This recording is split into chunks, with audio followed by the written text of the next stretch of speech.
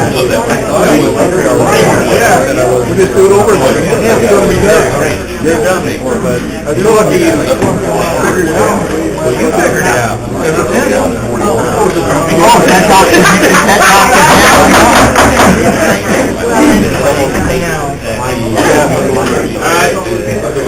Tuesday, April 14th.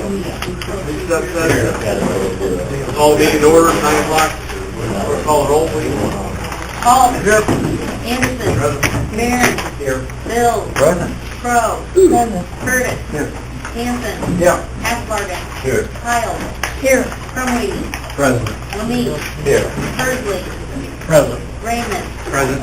Schmidt. Present. Schultz. Yep. Shore. Here. Wasmer. Whitlow. Here. Brenden. Zumwalt. Here. Present. Gene, the prayer, please. Our prayer will be led this morning by Reverend Latimer from the from the Darrell and Martinton Church of Christ. Reverend Latimer.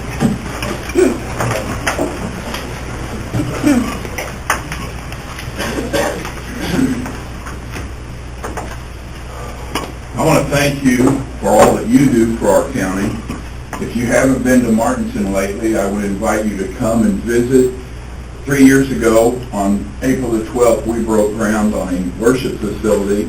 Since then, we've finished that and have also built an activity building for the young people.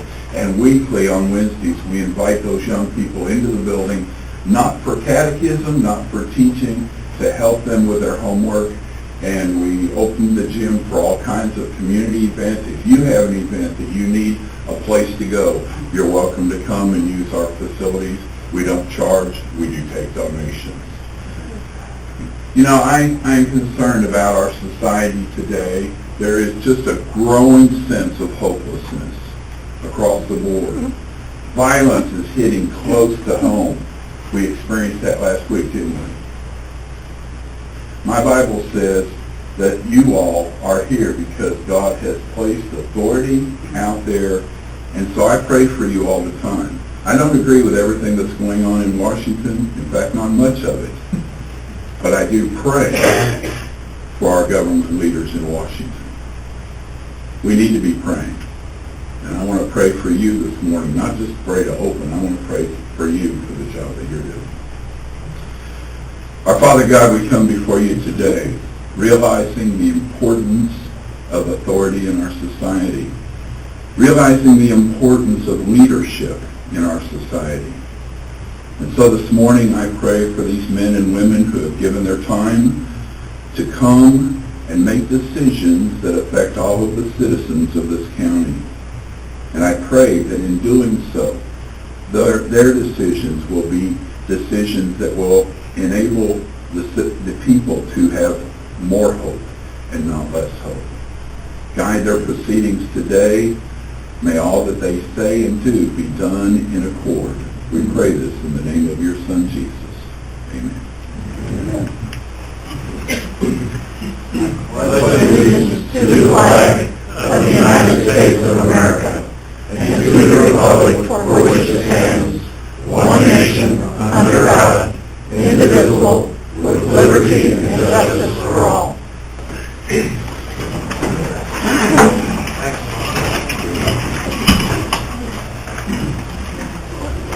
Okay, everybody have the agenda in front of them. Do we have a motion to approve the agenda?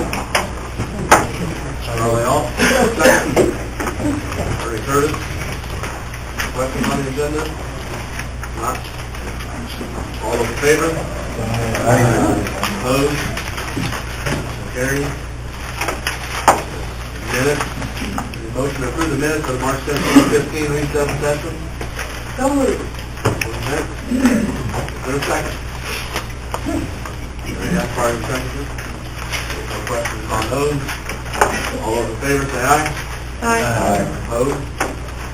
Carried. Payroll in front of you. Is there a motion to approve payroll? So moved. By Crumity. Not sure second. Questions on payroll? None. Call roll. Anderson. Yes. Barron. Yes. Bill. Yes. Crow. Yes. Curtis. Yes. Hanson. Yeah. Hackbargen. Yes. Kyle. Yes. Drumweedy. Yes. Lenine. Yes. Persley. Yes. Raymond. Yes. Schmidt. Yes. Schultz. Yes. Stewart. Yes.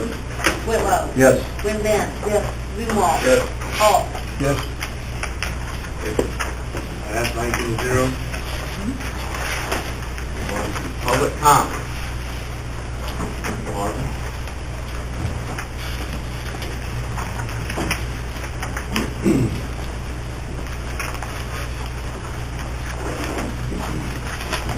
Good morning. I'm Marvin Sticknut from northern Stockland Township. Ethics. Keep that word in the back of your minds. Ethics. You'll be voting on a very important wind farm ordinance revision today. This ordinance change is about property rights. Windmill proponents have rights, but so do those who endure turbines without monetary rewards. Remember, your right to swing your fist ends where my nose begins. At the Zoning Board of Appeals meeting 2 weeks ago, the vote concerning this ordinance was 3 yes and 1 no, so it failed. Seems kind of strange, doesn't it? But that's how it works. Chairman Russell Perkinson voted yes. He has never, ever before voted yes on any wind farm ordinance that would restrict the free development of the wind farms. So that was quite a milestone, I thought. Wayne Wagner was the only no vote. He stated that he thought the money that it brought in was very important. And it is. But apparently money to him was more important than the health, the quality of life, and the property values of those who live within the wind farms. He was asked if he had heard any noise complaints from the Loda area where he resides. He said no, he hadn't really heard much noise complaints, but he says he does most of his business to the north, and the wind farm people live to the south, so he doesn't have really much to do with them. In the past, I've presented reams of material citing the health risks to the Zoning Board of Appeals. Most of it was never read. Some of the members vote on how they feel on the issues instead of weighing the evidence that's presented. That's a shame, I think. The low-frequency noise has been terribly irritating to me and my wife since Settlers Trail wind farm was built near our home. Finally, last summer, my wife said, we've got to do something about this, can't stand it any longer. So she got a 20-inch box window fan and put it on the floor of the bedroom, and we run it all night long now. It somewhat masks the low-frequency noise of the wind farm, but the low-frequency noise is still there. It penetrates everything. We seldom awaken rested in the mornings. My wife used to be up at dawn going like crazy. Now she sleeps late and remains unrested. One cannot imagine the irritation of the low-frequency sound if you don't live with it. You cannot stop along the road by a wind turbine and listen for 5 minutes and really understand what goes on with the noise. A person doesn't really experience the the infrasound, the low-frequency sound, like normal sound, because it doesn't vibrate the normal receptor hairs in your ear, but it works on the longer ones. And it's much worse when there's little or no ambient noise around. In Vermilion County, a family was forced to move from their beautiful home into a mobile home because of the noise. Others in that area are also affected, but they have no financial choice but to stay in their homes. The Vermilion County wind farm near Rossville has formed good neighbor agreements with the people in the community. Apparently, 2 people really didn't want to sign the good neighbor agreement, so they ended up buying their houses. The wind farms can be built if everyone's rights are protected. Remember, most of our zoning ordinance restrictions are waivable. Wind farms can be built if the LLCs work with the residents. I really have no dog in this fight. I will live with the turbines until I die or move away. But I'm just not the kind of guy to sit by and let others endure what my wife and I do. Telling it like it is has irritated my friends and neighbors. Some of them don't really like me all that much anymore. It splits communities apart. Others in the community don't complain about the noise because they don't have anything to gain. It's not going to change their life. It only hurts them by being labeled as whiners. Let me say again, those who don't want their health, quality of life, and property values destroyed have property rights too. How much do we have to give up for a few bucks? I've heard several state that we need more wind farms to generate tax money. Even a local lawyer at the last policy and procedure meetings stated that very fact. Those are the people who are uneducated concerning wind energy and usually will never have to live near a wind farm. I really wonder if they would enjoy living in the midst of a commercial power production plant. Seriously doubt it. No one on this board lives closer to a wind farm than I do, yet you are the ones who determine the quality of life for those who are affected by the wind farms.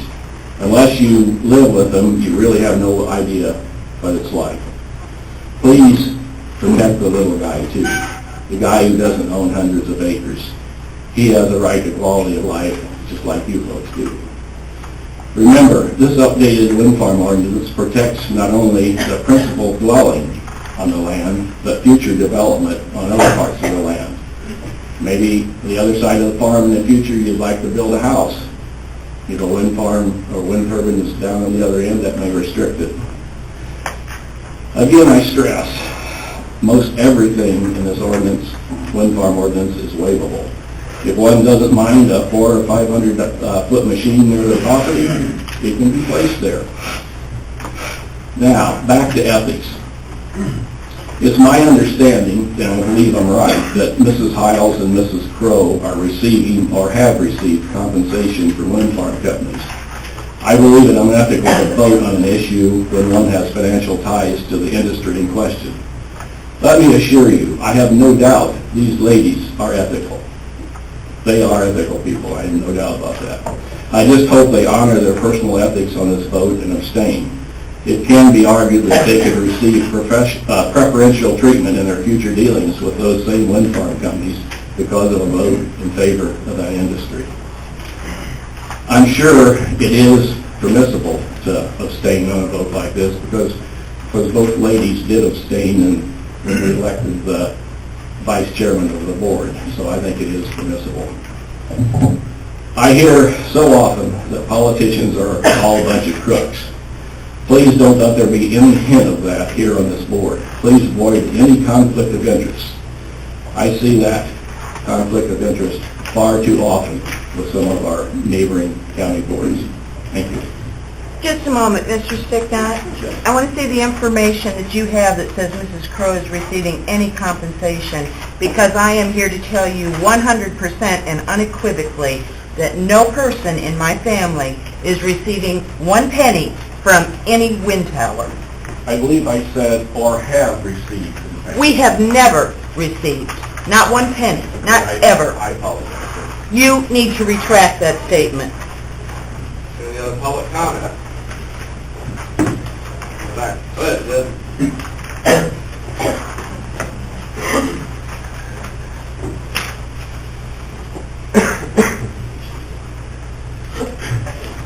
First of all, let me say I do respect Mr. Sticknot's concerns. However, I think over a period of time we've done revisions, etc., more than once. We probably got ourselves in a position where we'll never see another wind farm in the county. We'll probably position ourselves for that. I've got some change of heart on my own on the revisions that have been made, and I've voted to go along with them, even though I didn't agree 100%, but there was concerns that I weighed in my mind and changed my mind on a few things, but I just don't see continuously revising something. The future probably is in renewable energy. Where these are located and restrictions put on have a lot to do with things. But just from my own personal viewpoint, I live on the west side of Gilman, about a block away from the railroad track. All night long, trains are switching. I hear them banging. You know, I don't hear them so much anymore since I lived there a while. It's you kind of just sleep right through it. I'm speaking from my own perspective. I live about a quarter of a mile away from an elevator that drives corn and hums all night. You can hear the hum pretty loud from the south, the wind, but however, once again, I guess we got used to it because they don't wake us up at night anymore. What we're going to do, restrict railroads from not being able to build within a certain property, from a certain property, or the footage, the yardage, whatever, or elevators. They're all positive things for the community.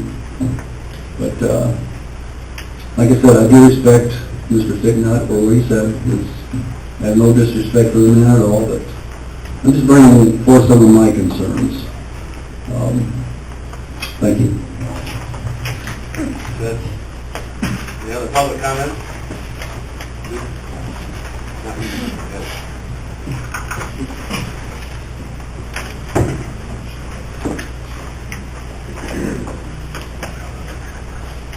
Good morning, everyone.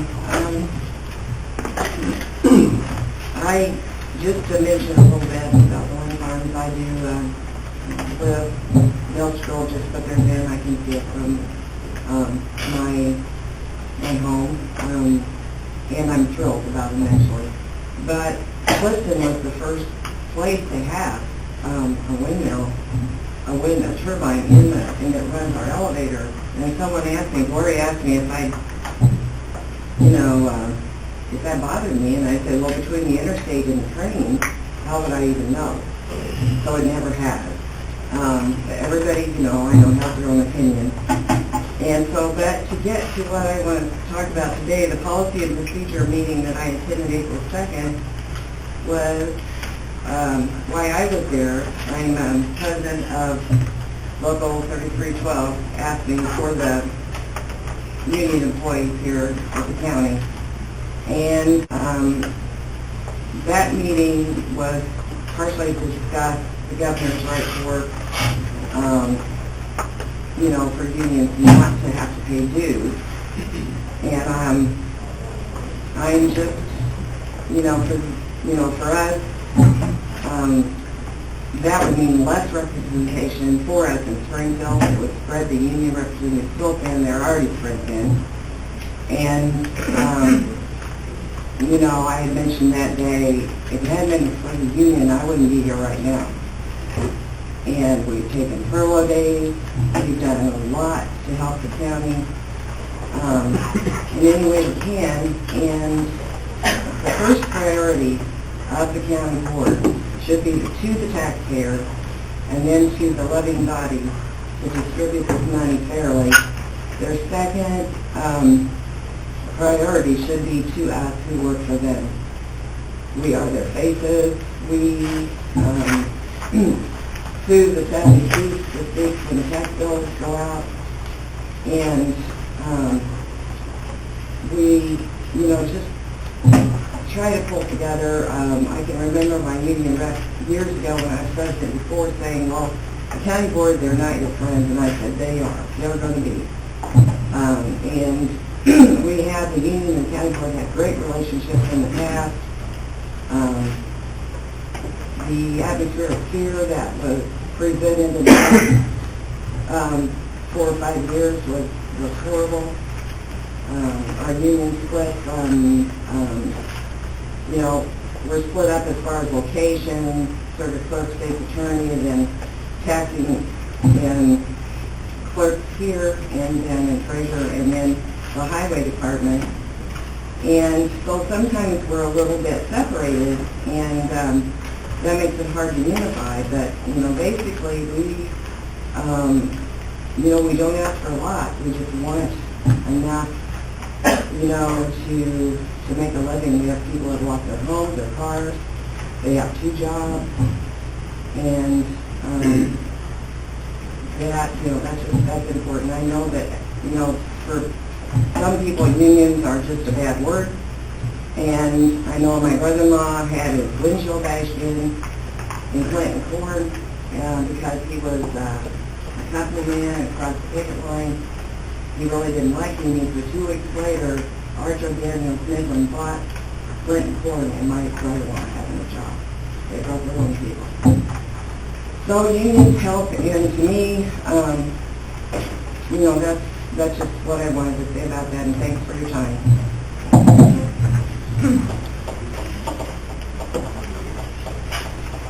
Any other public comment?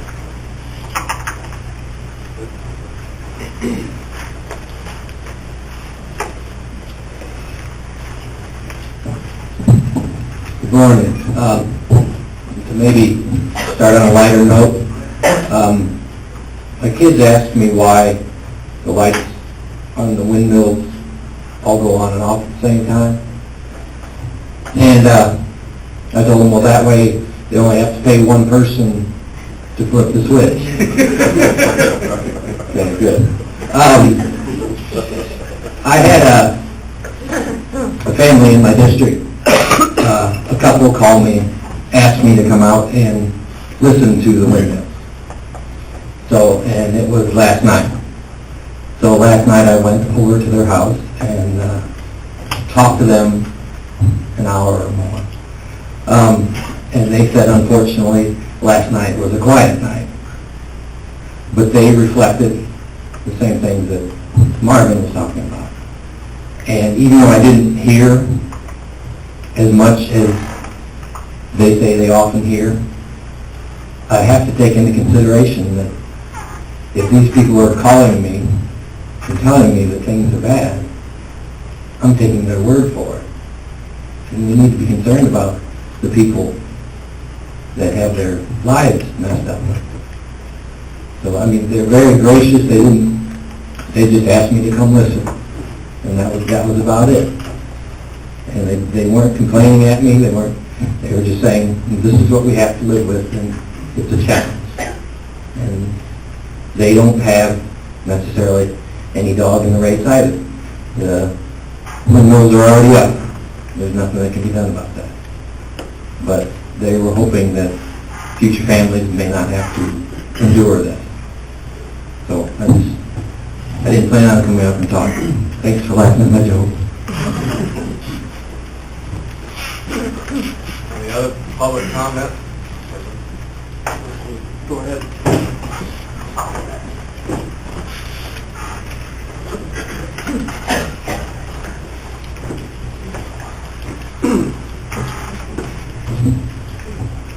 Good morning, board members, Mr. President. My name is Kirby Mills. I'm here on behalf of a few families in the wind farm being built in Morgan County. And I'll keep it short. This really comes down, bottom line is the property values of the non-participating owners. At 1,200 feet, I can almost guarantee you're going to hear it. It's a 1.7 megawatt. If you haven't had a chance, you need to see them. They're up there, and I hope all the board members have seen them. If you're to the east or the west of them, you're going to be flashed. And I'm sure you're all familiar with that. It's when the blades go through the sunlight on the sunrise and the sunset. It's a strobe light. It's harder than hell on livestock, by the way. But anyway, it all equates to falling property values. If your home has a full mortgage, your vote could put them underwater. It's pretty serious, and these people have a lot to lose. One way to control is setbacks, which you're going to be voting on. Now, the other concern would be safety. In the event of a catastrophic failure, the home I had seen yesterday was at 1,200 feet. But I can assure you that is not enough. When these come apart, it is devastating. And all you got to do is look at the internet. You've all seen it. You've seen them burn. You've seen the blades fly off. And I personally wouldn't be within a half a mile of a failure. And I can assure you that all machines fail, unless you have some mad. I've been around machines my whole life. If the company threatens to leave, that's a pretty good indication of the way they're going to build, they're going to have to deal with in the future. They're just kind of letting you know their future colors, in my opinion, when I do business. Scratch that. As board members, I'm asking you to ask yourself, would I want one of these above my home? The house I was at yesterday, 1,200 foot, it's 35 degrees. And it's about, there's 45, 35. It's right there. The blade speed of tips, 180 miles an hour. You can't insure against something like that.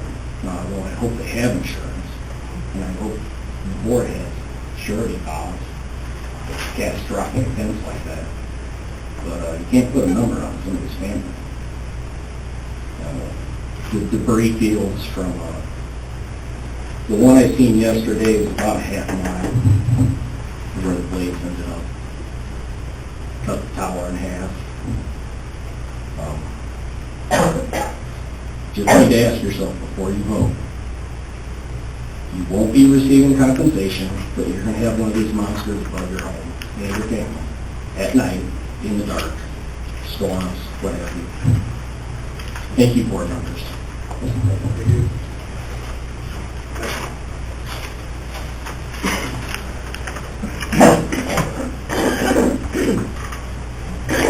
All right, you guys know me.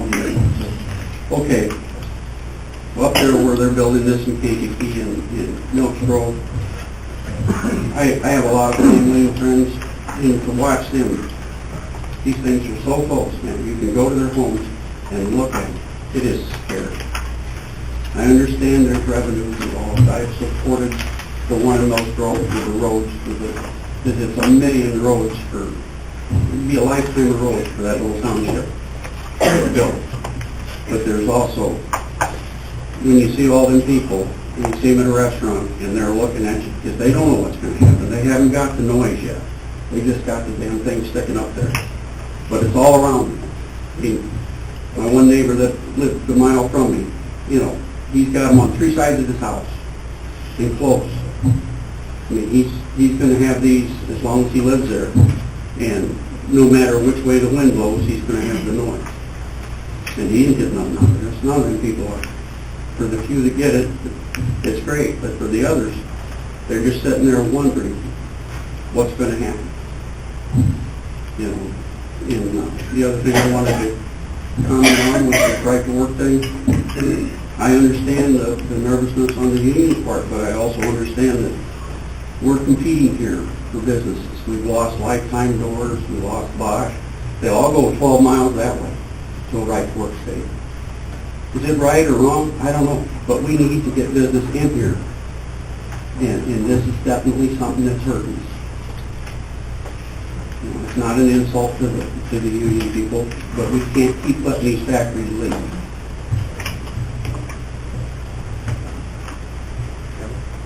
Public comment. You're up, Susan.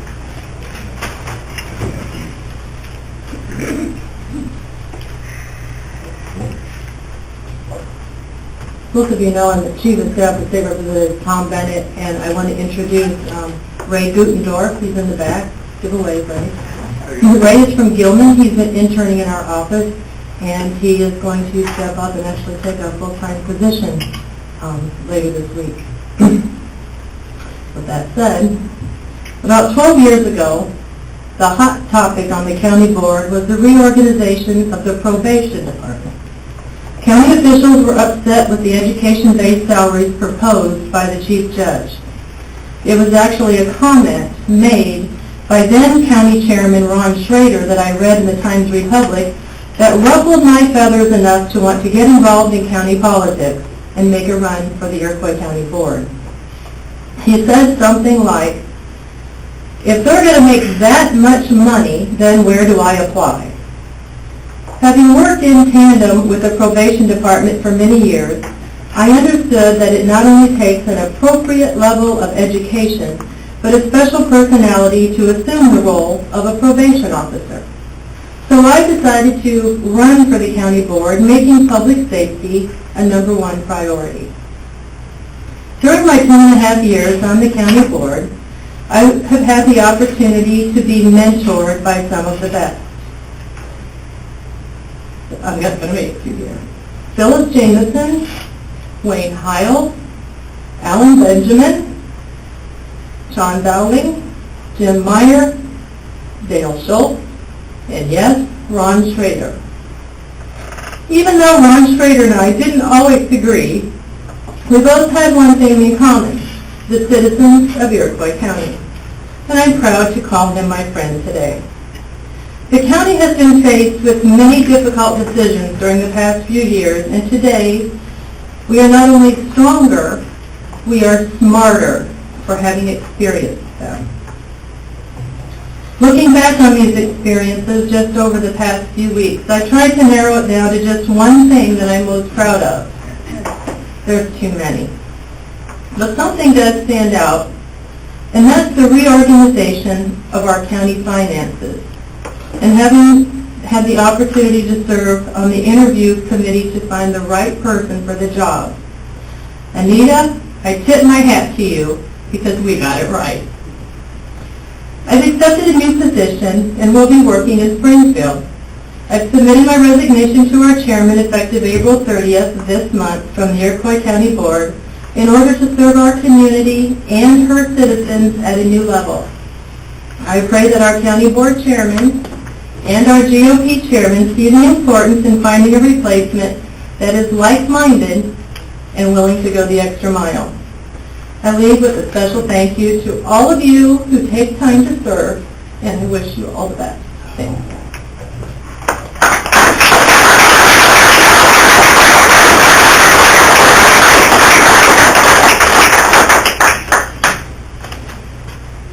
Public comment. Give me about 2 days' notice, so it doesn't get a flag for coming back. Public comment. Chairman's comments, pretty brief. As everybody knows, we had a little incident last week. Take the call of an incident, Sheriff. Little incident. We had a busy week the last 7 days. I want to personally thank Derek, and I don't know the whole, everybody that's involved. I know the Secret Police took out of here like a bat out of hell that day.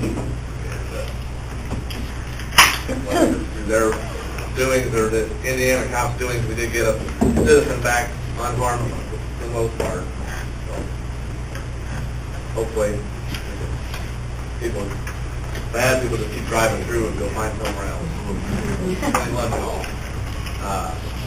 The only other comment, Susan left, I mean, a comment about the union and the county board. We're working well together. Now, they were working well together a handful of years ago. It was pretty easy to work well together. There was money, or at least there was a perception of plenty of money. So when everybody's getting raises, and the county board, they look like heroes handing out money. But when it comes down to the hard decisions, then nobody's friends anymore. So, a lot of it. Susan touched on getting Anita in here. And every month so far since the previous board chairman left, there's either been a direct or a backhanded comment at him. And for all his faults, a lot of finance fixing was his doing, or at least he was right there. So, outside committee reports. Tim Barrett.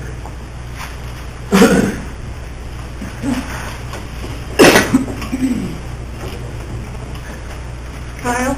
Can I go back just a minute to, you were talking about the incident that happened with the sheriff. I think we need to realize or recognize that the dispatchers had a lot to do with that. The article I read in the paper last night said that they were right on their toes and did an excellent job, and I think we need to recognize them. That's it, but everybody that's involved. Got it right. Go ahead. Okay, I think everybody in here knows me, but I'm Ken Barragry. I'm the Executive Director of the IDES Iroquois Economic Development Association. Not a county committee, but you guys help support us. First thing, I begged off last month. I wasn't quite ready to stand in front of people, but I want to thank everybody for all the calls and emails and sympathy cards and just drop-bys at the office and overall support and wellness. As I've said to a few already, I really never knew what pain really was until this happened to my son. But my mind's finally starting to clear up a little bit. It was kind of a blank slate there for a while, but a little update and a little news. I think by now, we were just talking at the table back there, I think by now everyone knows about the Big R Casey's project that's on the west end of Waseca.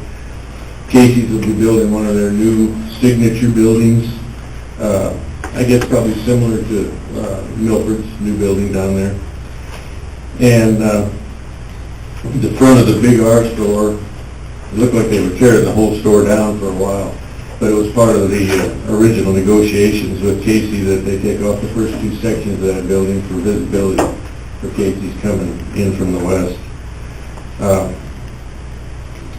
It's going to be great to have a brand new Casey's store in town, and I'm sure it'll make the remaining part of the Big R building very appealing to somebody else, so we'll be able to get somebody to come in there and be a tenant or own that building. I have a little disappointment because I hate to see the Main Street businesses leave the Main Street. In fact, I always get a little aggravated when I read where some community is going to reclaim their downtown area when I think they should have just not let it go in the first place. But we'll have to work hard to get somebody to replace them. It'll be nice. I mean, a new building out there and a little more activity towards the west end of town instead of everything out on the east end. There's a lot of benefits to it, but we'll have to work hard to get somebody or something going on at that location.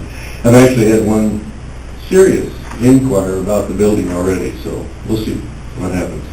It's getting Casey's to agree with it. We don't want to sit empty for 5 years or whatever, if we can help it. The Bosch building, we worked hard to get people in out there so far.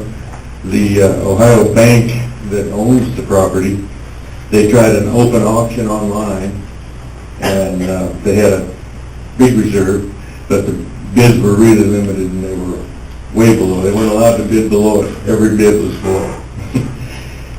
We worked with 2 prospective buyers, and we really felt confident that our lead prospect was going to close the deal on the property. In fact, we helped them perform all kinds of due diligence, and they did do the work, put a lot of effort into it, a lot of money into it, but they could not justify the numbers, so they decided against purchase.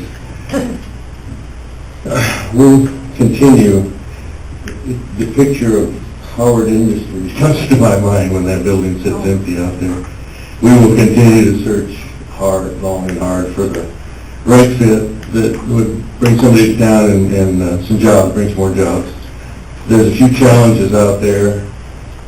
We negotiated hard with the bank, and they've come way down in price to something I think that could be considered by a lot of companies. The 2 problems that we have out there that we continue to run in is the eave height is too short for modern day warehousing. That turned out to be the biggest problem with our main lead. The other thing is they need about $1 million worth of new roof put on that building. But even still, at the price the building would probably be available, throw another $1 million on top of that, you're probably looking at between $1.5 million, $2 million for a $7 or $8 million building. So we'll find somebody. Okay, as you recall, last year, we argued with the DCEO quite a bit about trying to make a revolving loan to land workspace. We wanted to keep that factory not only in Waseca, but in the state of Illinois. We were, I think, wrongfully accused of job pirating from Paris, Illinois. And in the process, but almost all the jobs go to Michigan City. But thankfully, partly because of the fight that we put up, I'm sure, maybe more because we became friends with the new owners of Lion, and we showed them all the values. We showed them around town, and we showed them all the values of staying in Waseca. We saw the jobs stay here in Iroquois County. We even gained a few more than we had when we started.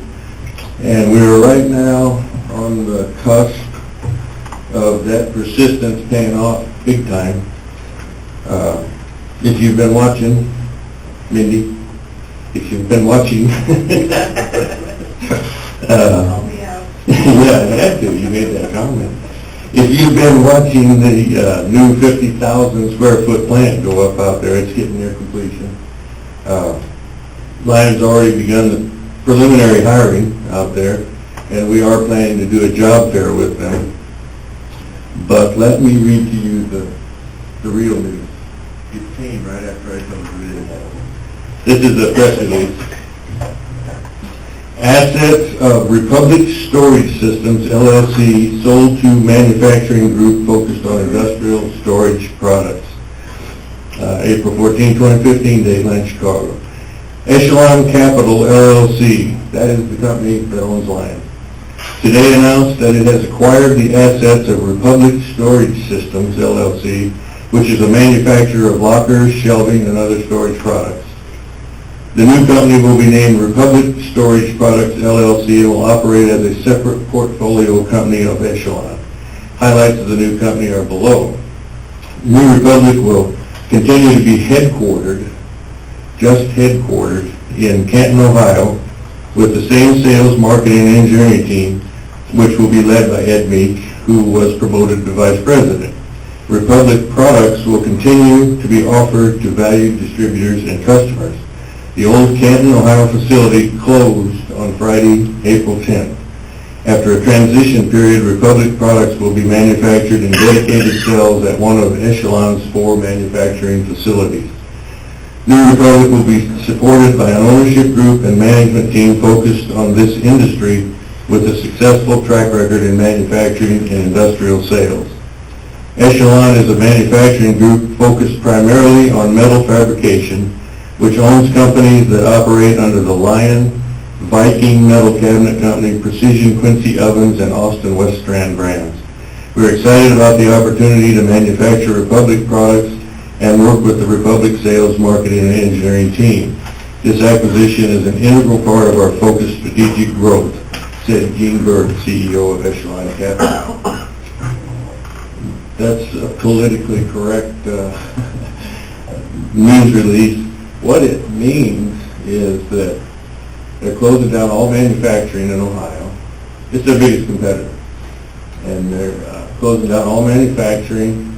There will be, I wrote a couple notes, their shelving products will be manufactured in Michigan City. Their shop equipment will be manufactured in Paris, Illinois. You notice I mentioned Paris, Illinois before.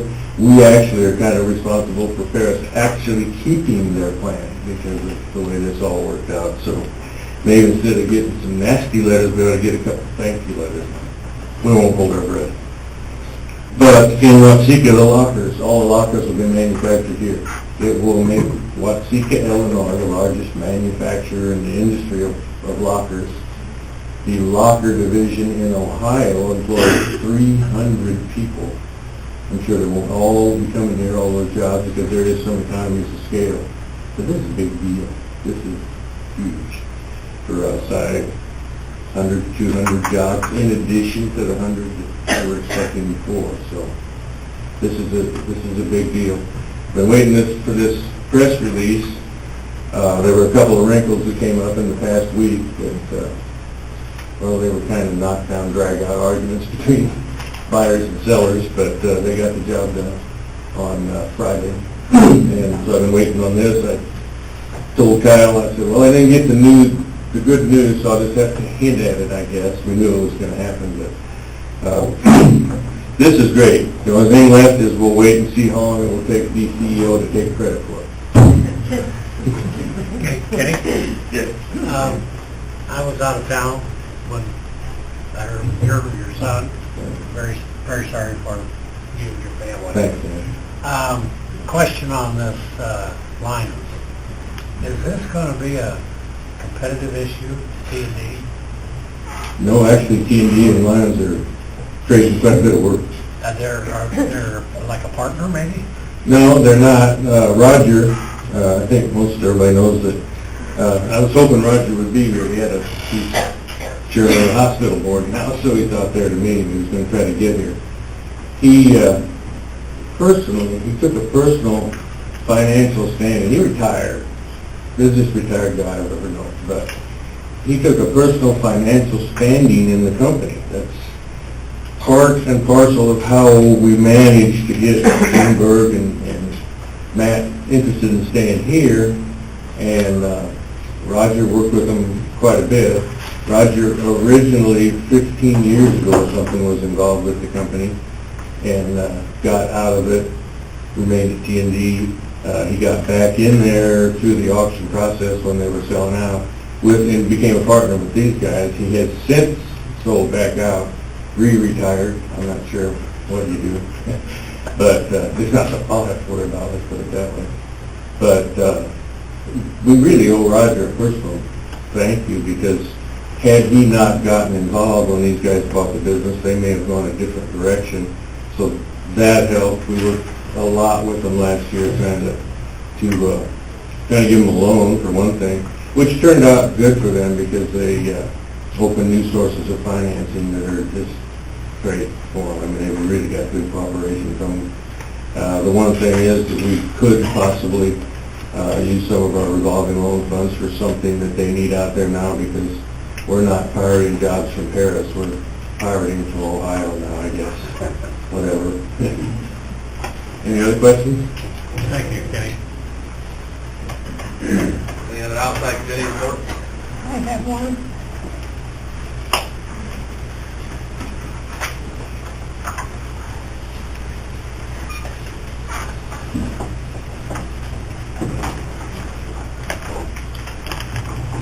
The ICANN Joint Education Committee met on Thursday,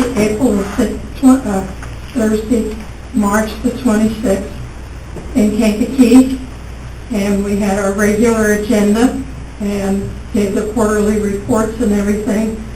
A few highlights. Iroquois County recently received a grant for alcohol prevention, and they're going to try to get a program going with that money. The regional superintendent was to meet with the finance committee on April the 9th, because we have an intergovernmental agreement with Kankakee County, and after we had set our budget, Kankakee County changed theirs, so the percentages are not quite right, but our previous board chairman said that we would stick with the amount of money that we had pledged to them to begin with. So then he came down and explained that to the finance committee, and I'm sure they'll explain some more. The Milford building project required the demolition of a house, and those permits have been granted. They also sold a building in Moment, and I don't know if there's life safety inspection reports were submitted, and those were all up to date. I think that's all. Any questions? I have the financial reports, and the financial reports are also on file in the clerk's office. Steve? Any other outside committee reports? None? Move on. policy and procedure. Members of the county board and committee to whom is referred policy and procedure would beg leave to submit the following report on the matters before them. Committee met at the Administrative Center on April 2nd, 2015 at 9 a.m. Members present were Anderson, Raymond, Bill Schultz, Barron, Anthony Scher, and Cromwell Rassin. Also present, Finance Director Anita Speckman, County Clerk Lisa Fancher, Treasurer Minnie Kuntagen, Supervisor of Assessments Bob Yergler, County Engineer Joel Moore, 911 Director Nina Dugal, Probation Director Tom Latham, ICPHD Administrator T. Shipper, ESDA Director Eric Stacy, IDA Director Kim Berry, County Board members Larry Hansbargen and Susan Wendens, Will Brumley, the Tax Director, and Carla Waters of the Times Republic. Meeting was called to order. During public comments, Mr. Stephen Pinkston, Vice President of Labor's Local 751, expressed his opposition to the right-to-work zones proposed by Governor Rauner. Mr. Pinkston stated this has been ruled illegal by the Attorney General. Also, he ensures these types of laws will cost our community dearly and lost money attempting to defend an illegal action. Mr. Pinkston asked the committee to please consider the facts on how these laws will affect our communities and our workforce. Mr. Michael Schmidt, Business Manager of Labor's Local 751 and President of Kankakee Federation of Labor, provided the committee with a copy of an opinion from Attorney General Lisa Madigan's office. Mr. Smith urges the county not to consider the illegal resolution. He explained it as a race to the bottom as it hurts not only the union and non-union employees. Mr. Steve Magruder, President of Construction Trades Council in Kankakee, said he is opposed to the right-to-work zones. They are wrong for the workers and for the economy, said Mr. Magruder. Similar comments were voiced by Susan Begovich, President of Local ASME 3312, Public Defender Dale Stroud, John Willard, District Director of American Welding Society, Thomas Salustro, retired carpenter, Donald Price, retired, Dave Beck with ASME Council 31, P.J. McCullough, Iroquois County resident. The committee chairs gave their monthly reports. Highway Chairman Russell Bill said the committee will discuss engineering agreements for bridges in Prairie Green and Anarga, also Creek Cast, Box, and Ash Grove Township. The committee will also review an updated version of the ordinance for purchasing used equipment. Management Chairman Lyle Behrens and his committee will discuss the waterway issue on the farm, receive an FSA update, and listen to the monthly maintenance report. Also, Hinman Engineering will be in attendance to speak about the boiler. We have let this project out for bid. Glycol and repiping in the boiler room will be discussed. This may be let out for bid. Lastly, capital improvements will be discussed by the committee. Planning and Zoning Committee's Chairman Dan Raymond and his committee will hear the Planning and Zoning Office report. There will be a discussion on House Bill 3523 pertaining to Wind Energy Facility Construction and Deconstruction Act. The committee will move on to subdivision and wind tower ordinance revisions and the Zoning Board of Appeals decision on these. Tax Chairman Dale Schultz will review regular reports and discuss animal control with the committee. As the Director, Eric Stacy visited more local jurisdictions and completed another online course that is mandated by the state. Stacy and County Board Chairman Kyle Anderson attended a regional meeting in Champaign for IEMA Region 7. Stacy reported the Iroquois County LEPC has started up with meetings being held March 5th and April 2nd at the EOC. Stacy applied for the HMEP grant stating it's 100% reimbursable. Previously, it was an 80-20 match. Stacy asked the county to open up a line in the budget for the HMEP grant because the reimbursements cannot be made to individuals, only to the county. The county then will reimburse the individuals.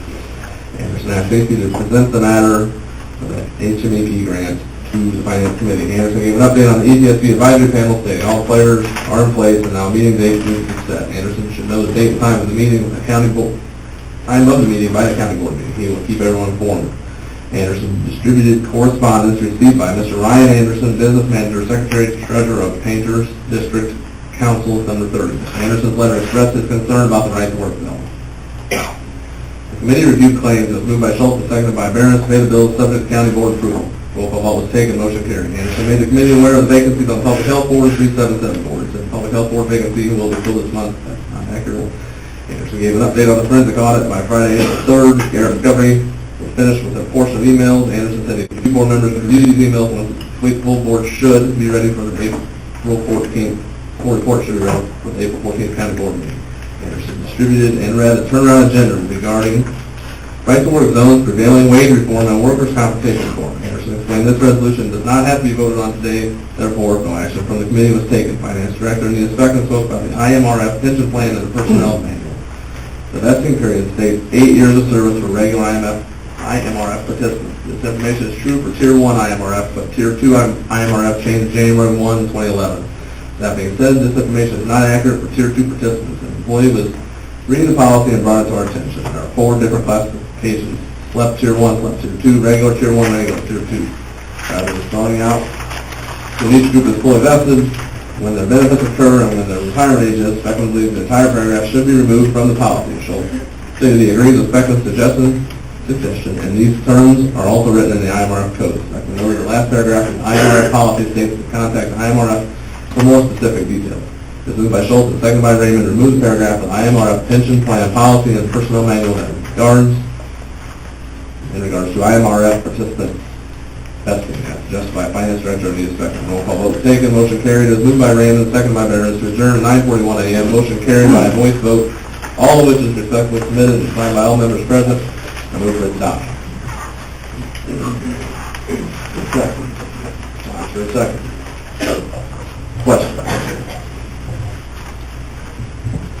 Charlie. Is the audit report that you mentioned there ready for review by the board now? Ready, not ready for our review yet. It's ready for our review to go in with his review and then be compiled into the final say.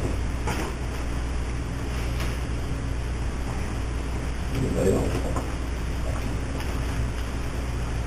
On a word from the question.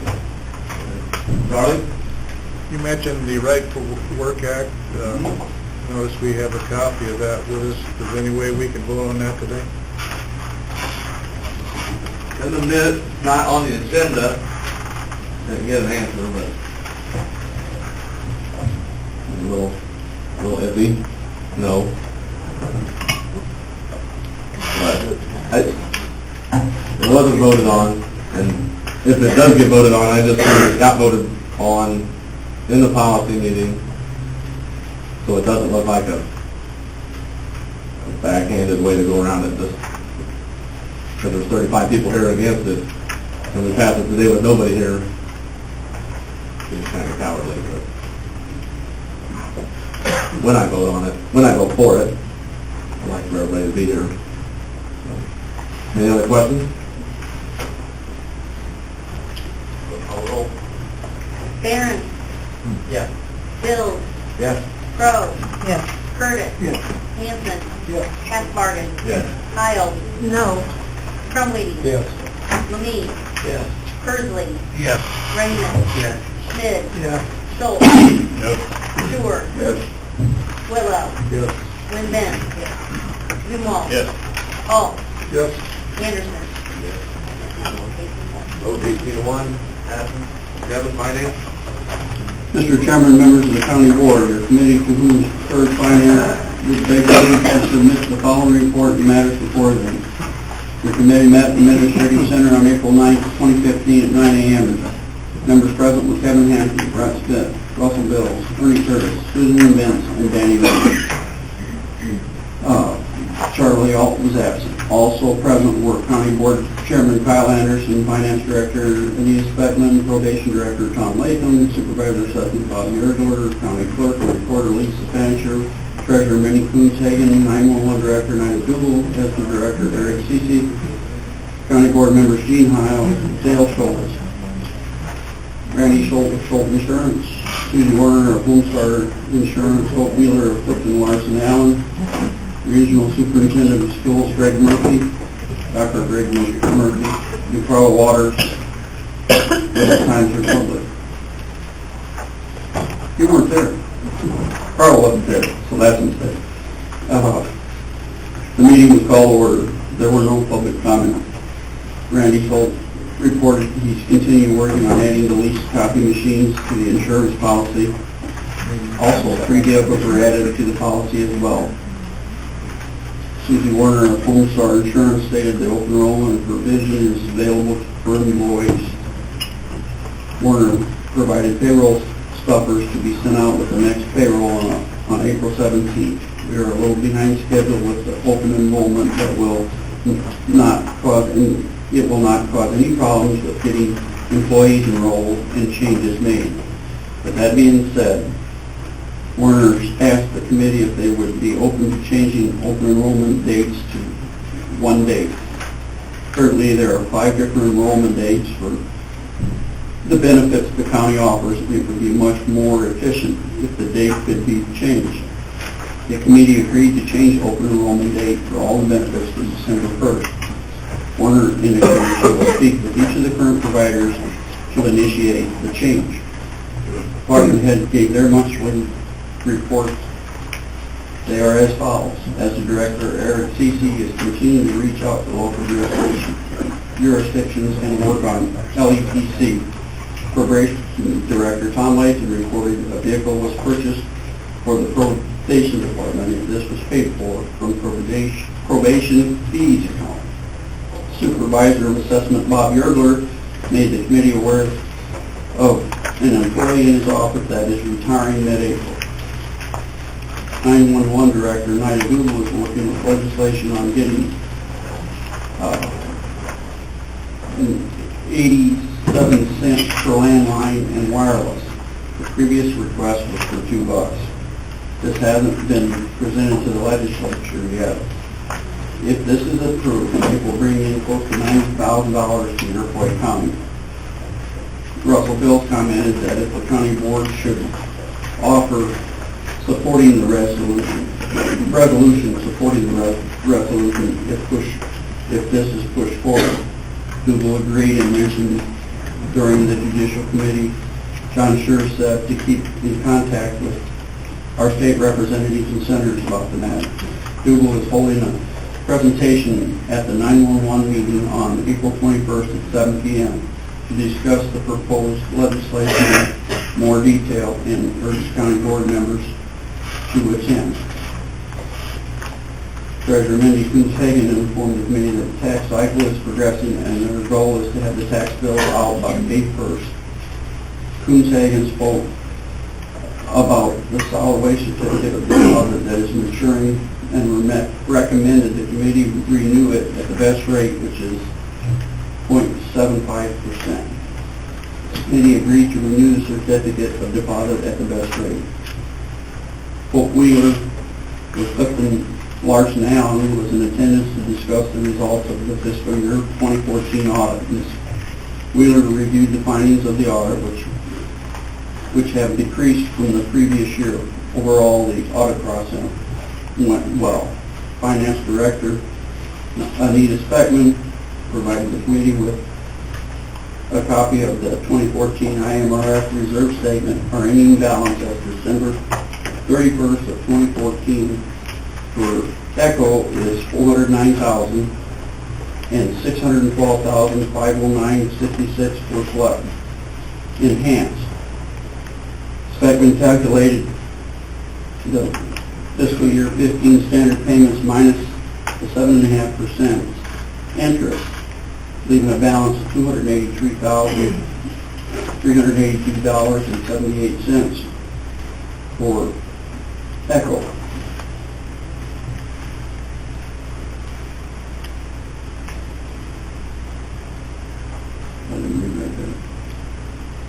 After calculating the payments for SLEP, the remaining balance would be $295,892.66. Speckman said, "We are making great progress towards paying these balances off."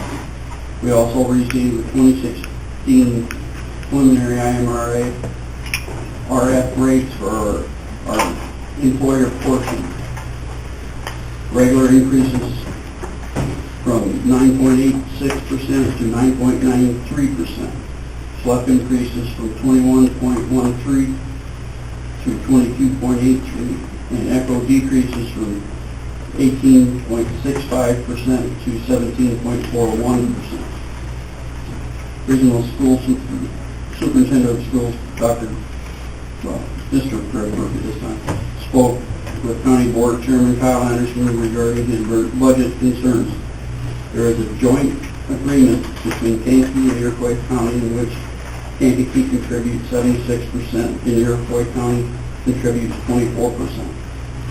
Dr. Murphy distributed information pertaining to ICANN's approved budget, explaining he's not asking for an increase to his budget. He's just merely asking to maintain the budget that was approved. He also asked if Iroquois County is looking to reduce their budget due to Kankakee reducing their budget. The reason for this question, he explained, is because the ratio in which the budget is determined is based on the EAV. which each county is required in school code. The committee agreed they cannot give an answer today, and it would be best to ask the state's attorney general Devine for his legal opinion before coming to a decision. As the director, Eric Cece, discussed HEP Hazardous Material Emergency Preparedness Grant he recently applied for. The grant was previously an 80-20 match, however, it can now be 100% reimbursable. Total amount of the grant applied for was $7,165, $57.66. CC is asking the Finance Committee to open the budget and add a line item for this grant. Expecting to ask CC if the grant has been awarded yet, and CC answered it has not. Also, expenses will not begin until October or later. The committee discussed the matter and agreed they would prefer to wait until the grant is awarded. The committee has reviewed the claims and moved by Bills and seconded by Brett Smith to pay the bills subject to county board approval. Roll call vote was taken, motion carried. As no further business to come before the committee, it was moved by Susan Benson, seconded by Dan Raymond to adjourn at 10:33 a.m. Motion carried by voice vote. All of which is respectfully submitted, and I move for its adoption. Motion on the floor to accept the finance report. Is there a second? So moved. Bill, second. Questions on the finance report? Charlie? There's no mention of the loan that we had spent a lot of time on the finance committee the month before, what action was going to be taken on it. Jim had a trial that day, so he wasn't there. Couldn't discuss it then. Didn't discuss it. Plan to discuss it then next meeting, or? Should have all the paperwork done. Seems to be a lot of trial stuff going on right now. So. Yeah, I understand that. Any other questions? Seeing none, call roll please. Bill, Yes. Crow, Yes. Curtis, Yes. Hanson, Yeah. Asbargen, Yes. Hiles, Yes. Trumweedy, Yes. Lemie, Yes. Hursley, Yes. Raymond, Yes. Schmidt, Yes. Schultz, Yes. Shore, Yes. Whitlow, Yes. Win Benz, Zumwalt, Yes. Alt, Yes. Anderson, Darren. After 19-0. Next up. Negotiations, members of the county board are committed to whom is referred to negotiations with Bay League from this following report on matters before them. The committee met at the Administrative Center on April 10th, 2015 at 11 a.m. Members present were Anderson, Hanson, Raymond, and Schur. Also present were Joint Dispatch Telecommunicators Josh Harris, Stephen Schultz, and Travis Waters, 911 EPSB Director Nina Dubel, Finance Director Anita Speckner, Board and Labor Legal Representative Dave Hibben, and FOP Legal Representative Jeff Parker. Meeting is called to order. We met to discuss ongoing negotiation activities.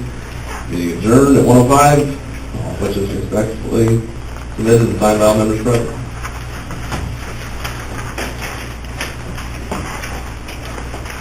File management.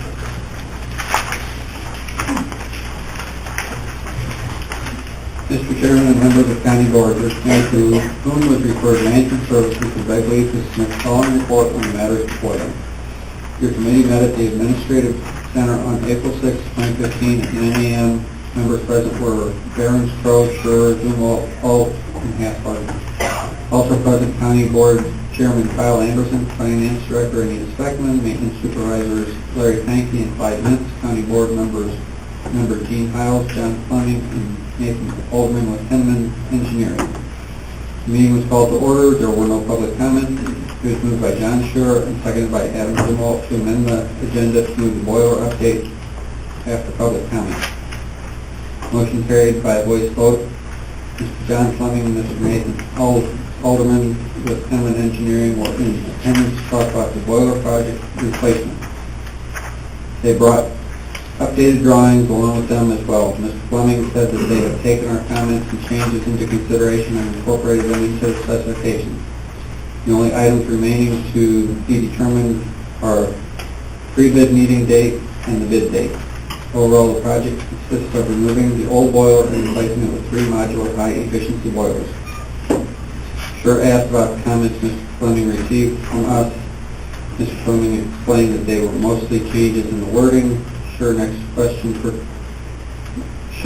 question pertained to the number of site visits Henneman Engineering would be making.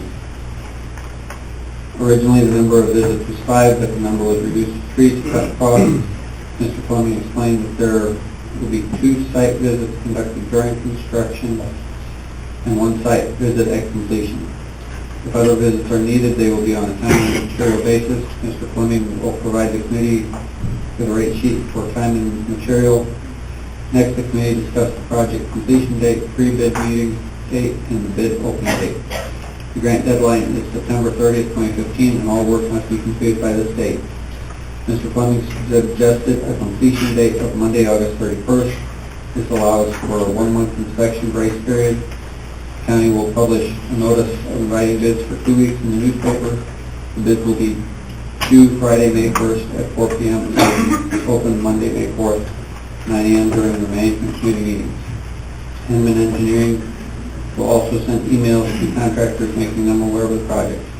Mr. Fleming said that they will also send the county the wording for the advertisement in the newspaper for us to publish locally. A pre-bid meeting date is set for Tuesday, April 21st at 9 a.m. It was moved by Charlie Alton, second by Zumwalt, to put the boiler project out in bid per specifications and approve the bid date and pre-bid meeting date. Roll call vote was taken, motion carried. The county farm waterway was discussed. Lyle Barron said more surveying needs to be done. From what Barron understands, the work won't be done until the fall. Barron explained that if we want the cost sharing, it cannot be done in the county's name. Normally it is held in the tenant's name and the tenant receives payment. The contract expires this year. The committee requested Finance Director Anita Speckman email the current county farm contract for their review prior to the meeting. Zumwalt questioned whether the wording had been changed in regarding to applying byproduct. Barron said this has been discussed and will have to be incorporated into the new contract. Last year it was decided that all products applied must be pre-approved by a county board. Final approval has not yet been given for the FSA office. Finance Director Anita Speckman supplied the committee with an email from AT&T in regards to the county's long-distance plan. The email states AT&T will renew the long-distance plan as it stands now, which is a 3-year contract with a $600 MARC billing at a 0.043 cents per minute. The new contract begins September 17, 2015 and will end September 2018. It was moved by Larry Hathbarden and seconded by Charlie Alt to approve the 3-year long-distance contract with AT&T. The roll call vote was taken, motion carried. Maintenance Supervisor Clyde Mentz reported on the following. Mentz contacted the company to pick up the glycol in the building that was done at no charge. Annual inspections of fire extinguishers at the administrative building are complete. Mentz spent time touching up doors with paint around the building. Whoever Plumbing was here to look at the heat pump project. The plan is to come after hours to work on items that cannot be done during business hours and finish the job during the day. Mentz said he has been turning the boiler off during the day for the last couple of weeks due to warmer weather. He believes there may be some piping that can be removed from the old heating system. It appears that there are 2 motors running 24 hours per day plus heating glycol that isn't needed. All of the work to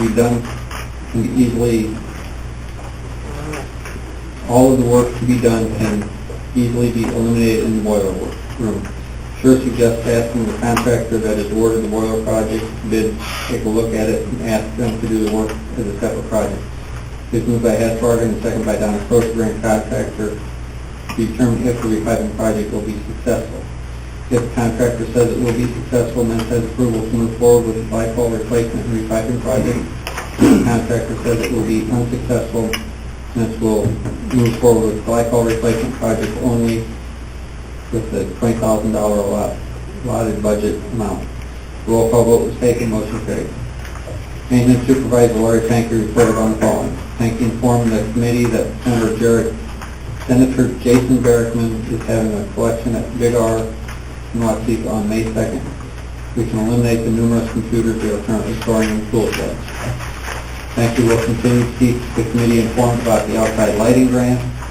If you'd like to be trained on the chiller at the courthouse and jail. The asbestos was removed from the jail last week. Frankie said they will start this week with the shut-offs in the basement of the jail and courthouse. The committee discussed the capital improvement project, beginning with the parking lot resurfacing at the administrative center. A motion was made last month to have the specifications written up and put the project out for bids. Parents will handle these items after today's meeting, and the committee will be able to act on the bids in May. The roof project for the administrative center and jail will discuss next. Parents spoke with Langlois Roofing. 4 samples were received back from the roofs in the jail. Roof definitely needs replacement.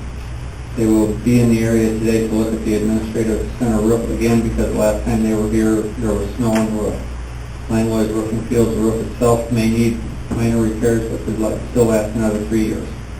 Langlois Roofing mentioned to Barron's that there may be some damage to the wood on the jail roof that will need to be repaired. The carpenter will have to be hired for this, and we will need to consider this when putting the bids out. For insurance purposes, the drains do need to be replaced. Langlois Roofing indicated to Barron's there is cost savings if you replace the drains along with the roof. We may discuss letting the roof project out for bids and make a final decision based upon bid amounts received compared to the amount budgeted. It is moved by Shore and seconded by Alt to advertise for bids for the lower section of the administrative center roof, upper section of the administrative roof, entire administrative center roof drains for the administrative roof, and the roof at the jail. A roll call vote was taken, motion carried. The committee received the claims. It was moved by Shore, seconded by Alt, pay the bills of the county board approval, motion carried by a roll call vote. It was moved by Charlie Alt, seconded by Crowe to adjourn the meeting at 10:41 a.m., motion carried by voice vote. All decisions respectively submitted, and I move for its adoption. On the board of management committee reports, for a second, Schroeder second. Questions on management reports? Lyle, was there any further information when you met with Langlois that day about the roof that you can share with us? We didn't actually meet with him that day. That's why I got him right before the meeting. They were here this morning. So, he thinks on this building, definitely the section here that's been repaired could be done. The rest of it, he said he would advise doing, if we put it out for bids, we can have it as this is an option, that's an option, that's an option, and that way we can do what our budget allows. The roof itself, he thinks does have at least 3 years in it. We know the drains have to be done. He said there would be a considerable saving to do the drains at the same time as the roof project. So that's something we have to consider.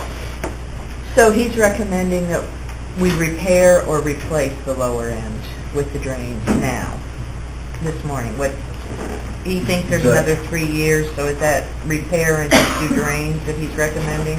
Well, the one section that has had the issue that's been repaired once, he said replace that. Basically, he said this building has plenty of insulation on it. When they peel the rubber roof off, it's going to take one layer off of, but it's not going to hurt the insulation. They'll just have to put another board down that the new roof will adhere to. So, that's where.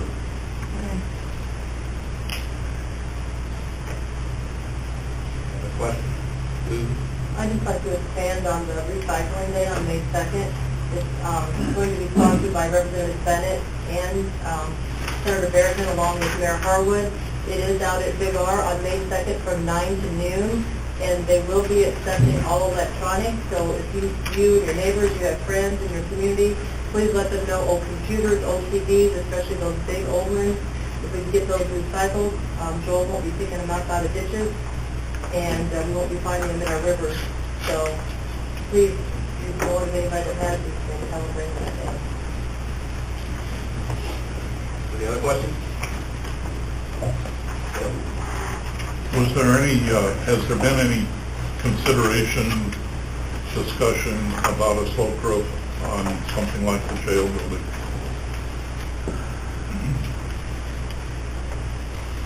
We kind of looked at it a little bit. What my understanding was, it was going to not be real cost effective. And, you know, that's an engineering thing, but I can't tell you why.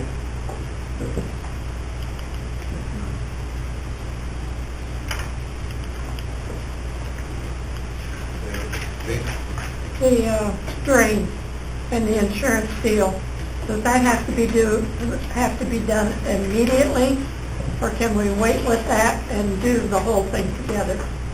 It needs to be done before we have another claim. If they heavy rain, they very well, Well, it's immediately. pretty close to me. And the question's gonna be, if we got money in the budget, do we just wanna do the whole thing and be done with it? Or do we wanna try to save a little money and extend the life of the roof? Anybody that's got any input on that, we'll be glad to listen. Seeing none, we have finance director, finance. I gotta tell you, I'm a little nervous about waiting. The money's getting tighter, it's not getting more plentiful. But I don't, that's a tough call. Well, it might help if we share that the jail seems to be, I think, is a consensus, I believe this is correct, you tell me if I'm not correct, that and the drains are like the number one and number two priorities, because the jail roof is so bad, so we need to use the capital money that we have set aside for that purpose, and then see how far we can go with what is left at the administrative center. Is that correct? Yeah, and the jail, he said, with what it was made, the slope over there was not made with insulation, it was made with basically tar and gravel mixed, what I understand. And when they did their core sample, that's just powder basically, I mean, it's totally disintegrated. That has to all be cleaned up and insulation put on it. But he was waiting to get more prices back. There was, for the insulation that would have to go on there, and that was going to be like a $30,000 swing is what he's looking at right now, so he's trying to get a more definite pricing on that, you know, just for estimating purposes, but you know, that's where the insulation on this building is in good shape. That's going to save us a lot of money. Question? Roll, please. Crowe. Yeah. Curtis. Yes. Hanson. Yeah. Taskbarger. Yes. Kyle. Yes. Trumley. Yes. Lemay. Yes. Kersley. Yes. Raymond. Yes. Schmidt. Yes. Schultz. Yes. Shore. Yes. Whitlow. Yes. Levin. Yes. Zumwalt. Yes. Hall. Yes. Anderson. Yes. Barron. Yes. Bill. Yes. Passes 9-0. Dale Schultz, tax committee, please. Mr. Chairman, members of the county board, your committee to whom was referred tax would beg leave to submit the following report on the matters before them. Your committee met at the Administrative Center on April 7, 2015 at 9 a.m. Members present were Schultz, Crumley, Windence, Schmidt, Whitlow, and Percy. Don Wasmer was absent. Also present, County Board Chairman Kyle Anderson, Treasurer Mindy Coots-Hagan, County Clerk Lisa Pancher, Supervisor of Assessments Bob Yergler, Finance Director Anita Speckman, Animal Control Administrator Dr. Youssef, Animal Control Warden Jay Cobb, and ICPHD Administrator D. Schipper. Meeting was called to order.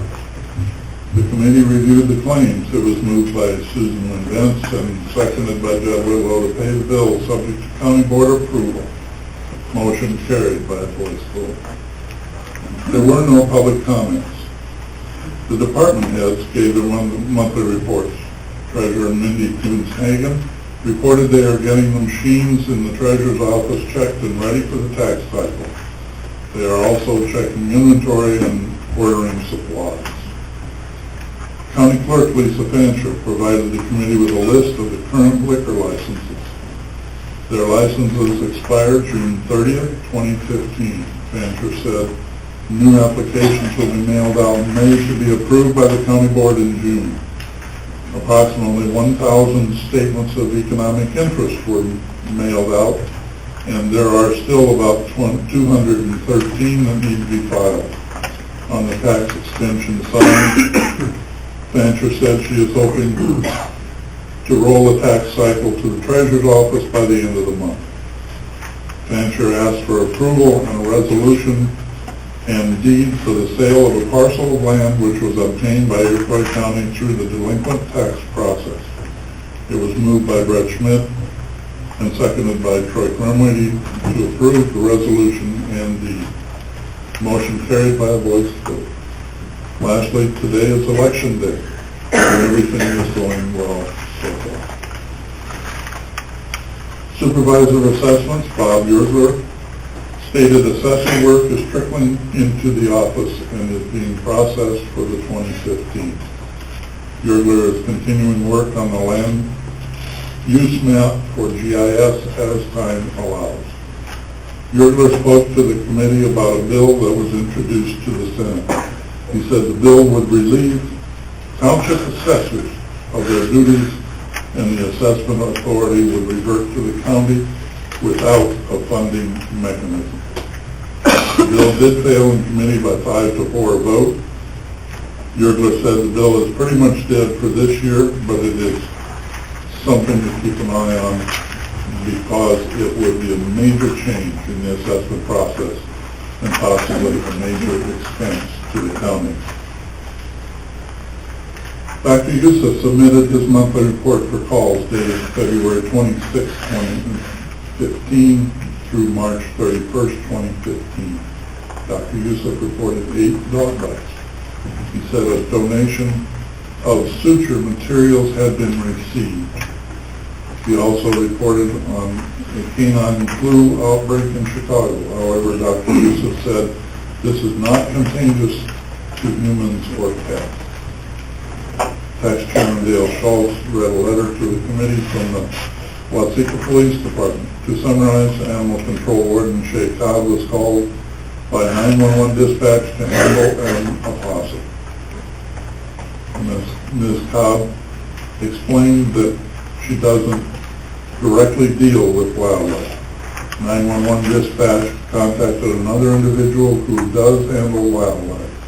The situation with the aggressive opossum was taken care of and the city of Watseka was charged a fee of about $125. The letter states the Watseka Police Department would like the invoice forwarded to Animal Control, meaning Iroquois County Animal Control.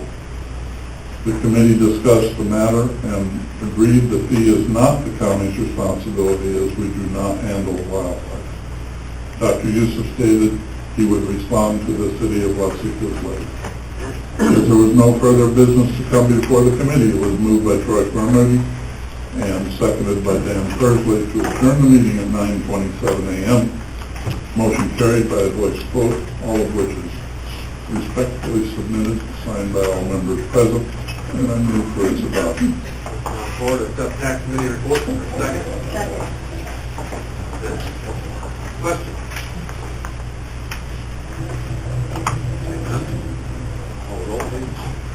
Curtis. Yes. Hanson. Yes. Asbargen. Yes. Kyle. Yes. Crumwady. Yes. Lemay. Yes. Kersley. Yes. Raymond. Yes. Schmidt. Yes. Schultz. Yes. Shore. Yes. Willow. Yes. Clement. Yes. Grunwald. Hall. Yes. Anderson. Yes. Barron. Yes. Hill. Yes. Crow. Yes. Passing 19-0. Troy Crumwady. Mr. Chairman and members of the County Board, your committee to whom is referred health have begged leave to submit the following report on matters before them. Your committee met at the Administrative Center on April 7, 2015 at 9:40 a.m. Members present were Crumley, Schultz, Vince, Schmidt, Whitlow, and Persley. Wozniak was absent. Also present, County Board Chairman Anderson, Finance Director Anita Speckman, Iroquois Public Health Department Administrator D. Shippert, Supervisor of Senior Services Luann Armitrout, County Clerk Fincher, and Treasurer Wendy Kuntz. The meeting was called to order. There were no public comments. Iroquois County Public Health Director Administrator D. Shippert distributed a spreadsheet listing the grants and contracts and a summary report of activities for community and school health programs, environmental and senior programs. Shippert noted that the Iroquois County Public Health Department is applying for a body art grant. This grant is not on the list that she distributed. The grant will allow them to inspect tattoo parlors. The training for the employees is done at no charge, and the inspections for the parlors will cost between $150 and $250. The owner of the business will be responsible for paying this fee. Shippert introduced Supervisor of Senior Services Luann Armitrout to the committee. Armitrout prepared a presentation regarding adult protective services. Armitrout said there are, on average, about 160 residents currently receiving these services. Adult Protective Services handles cases for residents between the ages of 18 and 59 that are living with a disability or an adult age 60 or older who lives in a domestic setting. Armitrout explained the several types of abuse, and they are as follows: physical abuse, sexual abuse, emotional abuse, confinement, passive neglect, willful deprivation, financial exploitation. The Health Committee will hear another presentation from the Iroquois County Public Health Department next month. The committee reviewed the claims. It was moved by Jed Whitlow and seconded by Brett Schmidt to pay the claims subject to county board approval. The roll call vote was taken, motion carried. The meeting adjourned at 10:33 a.m., all of which is respectfully submitted, signed by all members present, and I move for its adoption. Before, accept the Health Committee report for the second. President? Question? None? Call roll. Hanson. Yes. Asbargen. Yes. Isles. Yes. Crowley. Yes. Levine. Yes. Persley. Yes. Raymond. Yes. Schmidt. Yes. Schultz. Yes. Shore. Yes. Whitlow. Yes. Win-Dent. Yes. Zumwalt. Yes. Alt. Yes. Anderson. Yes. Barron. Yes. Hill. Yes. Crowe. Yes. Curtis. Passes 9-0. Troy, IT? Mr. Chairman and members of the County Board, your committee to whom is referred IT would beg leave to submit the following report on the matters before them. Your committee met at the Administrative Center on April 7, 2015 at 10:41 a.m. Members present were Crumley, Schultz, Bills, and Anderson. Also present, Finance Director Anita Speckman, Supervisor of Assessments Bob Yurga, Treasurer Minnie Kuntz, County Clerk Lisa Fancher, and 911 Director Nida Duval, Assistant 911 Director Sandy Drake, Iroquois Public Health Department Administrator D. Shippert. The meeting was called to order. There were no public comments. Finance Director Anita Speckman reported on the distorted output of the electrical service. Speckman said she received a call from Area Wide, and for almost 2 weeks the UPS on our server kicked in because the electrical current goes up and down. This has happened a lot in the past. Speckman spoke with the maintenance supervisor Clyde Mentz, and Mentz contacted B&D Electric about that. Excuse me. B&D Electric said we are not the only company experiencing these problems in the area. Area Wide will continue to monitor this. The printer copier consolidation contract went into effect on April 1st. Speckman noted by signing this contract, the overall savings is approximately $1,600. We will receive a quarterly bill for $1,233 and distribute it to each department to pay their allocated share. Speckman made the committee aware of the connectivity issues 911 is having. She said that last month 911 Director Nida Duval brought up the connectivity issues and a red disconnect X on the map line. They have been having these problems since moving to a centralized county server. Area-wide response included asking if the workstations needed updated or if the applications running were requiring too much memory. They said for a charge, counters could be placed on the workstations and servers, and the speed could be monitored to determine if there are fluctuations or issues.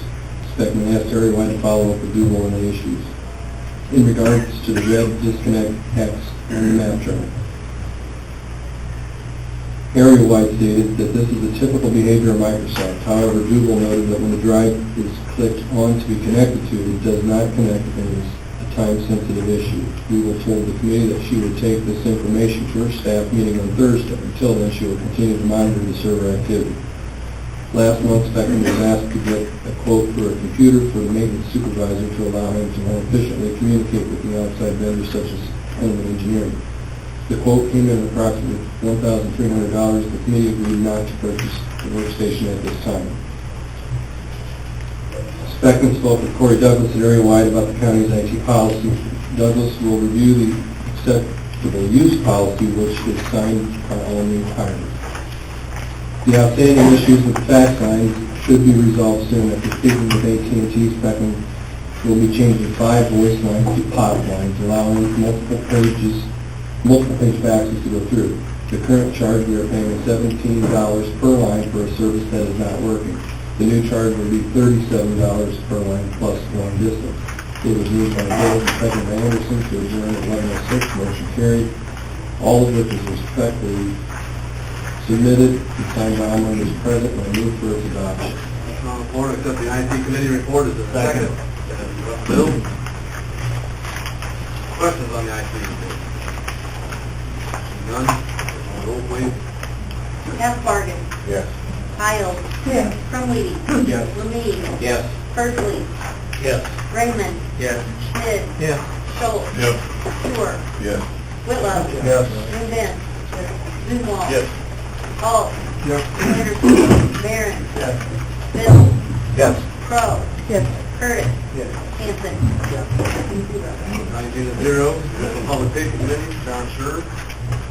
Mr. Chairman and members of the county board, the committee to whom was referred Judicial and Public Safety would beg leave to submit the following report on the matters before them. Your committee met at the courthouse on April 8, 2015 at 3 p.m. Members present were Scher, Barron, Squirrel, Curtis, Hiles, Lemay, and Whitlow. Also present, probation supervisor Barb King, circuit clerk Lisa Hines, Sheriff Derek Hagan, 911 Director Nida Dubel, and Carl Waters with the Times Republic. The meeting was called to order. There were no public comments. Sheriff Derek Hagan's monthly report for March included: patrol had 532 calls for service for the month of March. Year-to-date calls for service 1,407, a 6.5% increase over 2014. Booked in 80 prisoners for the month of March. Year-to-date bookings 197. Average daily population in March 25. Average length of stay for March 23 days. Year-to-date average population 24. Year-to-date average length of stay 17 days. Overtime in the jail for March was 120 hours on the schedule. This amount was cut in half compared to February. Part-time correctional officer worked 12 hours. Concrete pad located on the south side of the jail was poured for the generator. The manufacturer recommended a 9-foot by 4.5-foot pad costing $1,600. Hagan said even with this extra expense, the generator project should still cost under $30,000. Probation Supervisor Barb King reported approval was received on their annual plan allowing the purchase of a car. Also, King stated every April is declared Child Abuse Prevention Month. The committee was provided with a proclamation declaring April as Child Abuse Prevention Month. It was moved by Gene Hiles and seconded by Jed Whitlow to recommend to the county board that the month of April be declared as Child Abuse Prevention Month according to the proclamation. Motion carried by a voice vote. Motion carried. You all have a copy of that proclamation on your desk as well, so I'm not going to read it. Circuit Clerk Lisa Hines distributed her monthly report to the committee for review. Hines noted $7,027.71 was collected from Pioneer Credit for the month of March. 911 Director Nida Dubel issued her ATSB report for March. Total calls for service 1,788. Police 1,163. Fire 107. Ambulance 303 with 180 change of quarters. coroner 21, animal control 14. Last month, 21% of 911 calls received were landline and 79% were wireless, with a total of 1,244,911 calls received. There were 3,831 non-emergency calls received. New telecommunicator hired and has almost completed training. Will be fully staffed since July. Telecommunicators worked 220 hours overtime in March. All telecommunicators are NIMS 100 and 700 compliant except for the new hire. We're working with the legislation in Springfield right now. We are asking for 87 cents per landline and wireless, which will bring an additional $89,000 to Iroquois County. Jubal explained that this bill has not yet been presented. Jubal will be giving a presentation at the 911 meeting on April 21 at 7 p.m. to explain what is happening on the legislation side and urge county board members to attend. Jubal said we started out asking for $2, ended up at 87 cents, but we feel more confident with this amount because the telephone companies have signed off on this agreement. Jubal will continue to keep the committee informed of the progress. Jubal is holding a staff meeting training session on April 9 along with the Watseka Fire Department. The committee reviewed claims. It was moved by Ernie Curtis and seconded by Lyle Behrens to pay the claims subject to county board approval. The roll call vote was taken, motion carried. As there was no further business to come before the committee, it was moved by Curtis and seconded by Vince Lemay to adjourn the meeting at 3:36 p.m. Motion carried by a voice vote, all of which is respectfully submitted. It's signed by all members present, and I move for its adoption. Board accept the additional public safety committee report. Is there a second? I'll second. Questions? Ted? I just want to emphasize how important that legislation is for that, for the solvency of our 911 system. Landlines pay more money than your wireless. And that pretty well puts in perspective what those stats are there. How many calls are coming in from landlines as opposed to wireless. Shows you how many more wireless phones that we get less money for are out there as opposed to landlines. Puts in perspective. Question?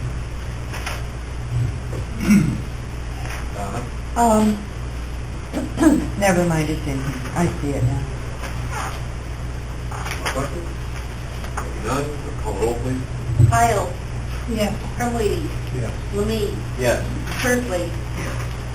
Yes. Raymond. Schmidt. Yes. Schultz. Yes. Shore. Yes. Whitlow. Yes. Windham. Newell. Yes. Hall. Yes. Anderson. Yes. Barron. Bill. Yes. Crowe. Yes. Curtis. Yes. Hanson. Yes. Hackbarger. Yes. Passes 19-0. Planning and zoning, Dan Raymond. Mr. Chairman and members of the County Board, your committee to whom is referred Planning and Zoning would beg leave to submit the following report on the matters before them. Your committee met at the Administrative Center on April 10th, 2015 at 9 a.m. Members present were Raymond, Zumwalt, Curtis, and Schur. Absent were Wasmer and Crumley. Also present were Robert Yergler and Debbie Wright from the Zoning Office, County Board Chairman Kyle Anderson, and Marvin Sticknott. There were no public comments. Mr. Yergler reviewed the office report with the committee. The building permits have started increasing, and at this time, the revenue is up from last year. There have been more complaints about people having more than 4 dogs. According to the Iroquois County Kennel Ordinance, more than 4 dogs requires going through the process for a kennel. A letter was received from Dr. Youssef regarding Christina Pointer. A letter had been sent to her regarding the number of dogs she has, but she was not very cooperative when animal control went to check. There was also a complaint in Timber Lawn regarding a neighbor having a junkyard. He said there is not much authority with the ordinance and fines. There was a general discussion on the complaint from Timber Lawn. Mr. Yergler said Mike Moran from Zoning Board of Appeals has resigned. Huck Marshall has also resigned from being the Iroquois County Plumbing Inspector and being on Zoning Board of Appeals. He has a couple of names he will reach out to for the plumbing inspector. Mr. Moran was from Ash Grove Township, and Mr. Marshall was from Watsika area. Mr. Sticknall said a few years ago a gentleman was appointed before it was discovered that he was also from Ash Grove Township, and there was already a member from Ash Grove Township. He was willing to do it at that time. Mr. Yergler said he would contact him to see if he was still willing. Mr. Yergler said Miss Wright is retiring next Friday from the zoning office. Due to financial reasons, a compromise was made, and no one will be rehired. The duties will be split up between one of his staff and his chief deputy. With GIS coming online in another year and a half, one of his staff members' workload will be greatly reduced and probably force a reduction in his staff. They are both agreeable, and there will be no more pay involved. It will be a learning process for all. A lot of experience has left the zoning office in the last few months. Ms. Wright was thanked for her service to the county. Mr. Raymond said there would be a general discussion on Bill HB 3523, the Wind Energy Facilities Construction and Deconstruction Act. There was a general discussion on the bill, how it would take rights away from the county. Mr. Scher made a motion to send a resolution opposing HB 3523 to the county's representatives and the governor in Springfield. The motion was seconded by Mr. Zumwalt. Ms. Wright conducted a roll call. It was unanimous to send the resolution to Springfield. Mr. Raymond said the subdivision ordinance revisions would be reviewed. Mr. Yergler said there was a further recommendation from Mr. Devine in email. It is basically just rewording changes. One is the definition of Mr. Yergler's position, and the other is on page 11. Page 11 questions the word superintendent. He suggests the following wording. The developer or his representation may confer with the Iroquois County engineer concerning corrections to the final plans prior to the engineer's approval. Mr. Zumwalt made a motion to accept the changes. Mr. Devine had included them in the subdivision ordinance. This motion was seconded by Mr. Curtis. Ms. Wright conducted a roll call. It was unanimous to accept Mr. Devine's changes to be included in the subdivision ordinance. After discussion, Mr. Scher made a motion to approve the subdivision ordinance and the revisions which was seconded by Mr. Zumwalt. Ms. Wright conducted a roll call. It was unanimous to accept the subdivision and the revisions. Mr. Raymond said next would be revisions to the wind tower ordinance. After discussion, Mr. Curtis made a motion to approve the revision of the wind tower ordinance. Mr. Scher seconded that motion. Ms. Wright conducted a roll call. It was unanimous to accept the wind tower ordinance revision. There was general discussion on changing the time of the Planning and Zoning Committee meeting due to the fact that Amanda Longfellow will be typing minutes, and she also has to do highways, which is held at the same time. After discussion, Mr. Zumwalt made a motion to approve the Planning and Zoning Committee meeting to 10:15 a.m. on the Friday before County Board. Mr. Curtis seconded the motion. Ms. Wright conducted a roll call. It was unanimous to change the time of the Planning and Zoning Committee meeting to 10:15 a.m. Mr. Yergler said there will not be a Zoning Board of Appeals meeting in April. The claims were reviewed. Mr. Scher made a motion to approve the claims. The motion was seconded by Mr. Zumwalt. Ms. Wright conducted a roll call. It is unanimous to approve the claims. Mr. Zumwalt made a motion to adjourn the meeting. This motion was seconded by Mr. Curtis. The motion was approved by voice vote. Meeting was adjourned at 9:45 a.m., all of which is respectfully submitted, signed by all members present, and I move for its adoption. Accept the planning and zoning committee report. Second. John Scher, second.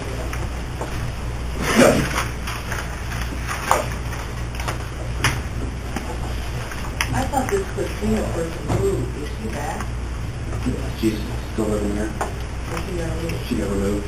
She just had It a got quiet couple for, yeah, it got quiet for a little while. Question? Dale? Several years ago, when the county was in dire financial straits, I made a motion I considered extreme but temporary, to suspend involvement of the Regional Planning Commission to an as-needed basis.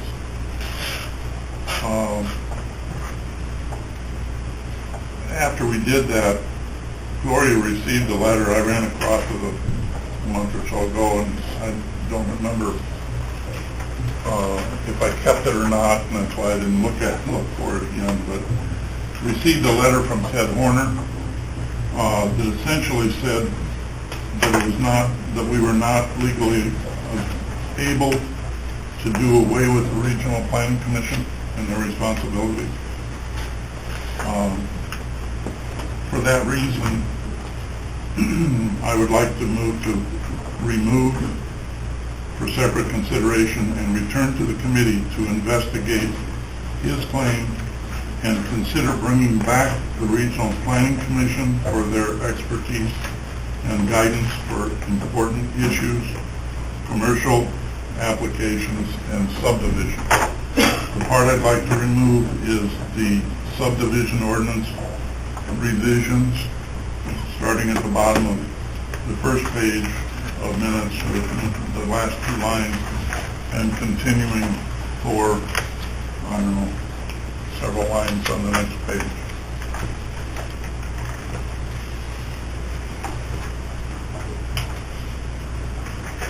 We're going to remove the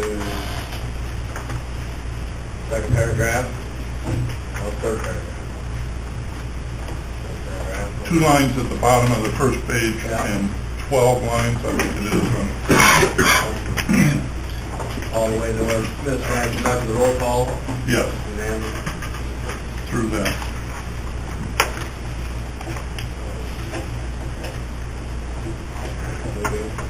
pulling out separate consideration, the back committee, separate consideration.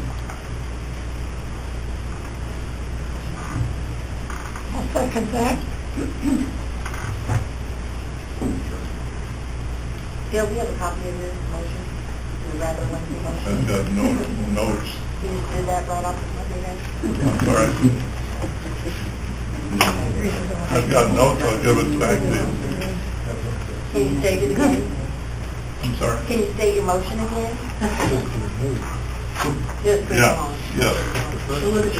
Move to remove for separate consideration and return to the committee to investigate his claim, meaning Ted Horner's claim, and consider bringing back the Regional Planning Commission for their expertise and guidance for important issues, commercial applications, and subdivision. Two separate things, or am I missing something? One can remove. You want to remove it, and then you want to have the committee Reconsider. consider this, or consider bringing back the regional planning in a separate. Before making all the changes that eliminates the planning commission terminology.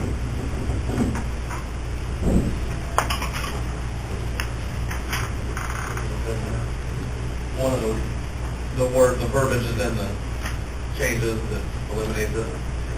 Well, yeah, it changes regional planning commission to either the planning and zoning committee or quite some substantial number of changes that essentially eliminates the regional planning commission. Okay. They got that? You're doing this in one, we'll send it back, it affects the general, regional It's just planning. a suggestion to them of what to consider, just that part of it. Okay.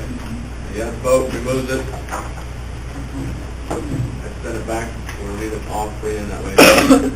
All I really have right now is the removing and sending back to committee, to investigate the claim from Ted Horner and consider regional planning commission for their expertise and Guidance for, Consider bringing back the regional planning commission. That's a long motion. Should we just have a motion to remove it, and then, and then vote, and then we have to remove it first before We add stuff to it, there's something, we'll move it for separate consideration. Mr. Chairman, I'm not trying to add anything to it. I'm only passing along suggestions to the committee in that it's not, I'd be glad to shorten it to whatever is desired. If you remove it, send it back to committee, and you make sure they understand what you're talking about, then they would deal with it, wouldn't they? They'd have to deal with it. The committee would have to deal with it again. That's what you want, right? Dale, you're just looking for us to review it Yeah. and not replace Regional Planning Commission with, I don't remember what it is. And consider bringing them back. Consider bringing it back. Yeah. I'd be glad to shorten it to remove and send it back to committee. I think they understand what I'm saying now, so. Here, we got it a little quicker. My question was had is, in the second part right below that, the wind ordinance, you're going to want to send that back too then because we don't like that, but. We have a motion, a second. Yeah, we're gonna go down past this price, and after we'll call it an ambulance, it's subdivision ordinance revision. We'll tackle the next one. Next. We have a motion, a second. Send it back. One more month. You have to vote, send it back, no vote, just keep it in the report. No more questions? Clerk, call the roll. Crumweedy, No. Lamie, Yes. Burzley, Yes. Raymond, No. Schmidt, No. Schultz, Yes. Shore, No. Whitlow, Yes. Win Ben, Zumwalt, No.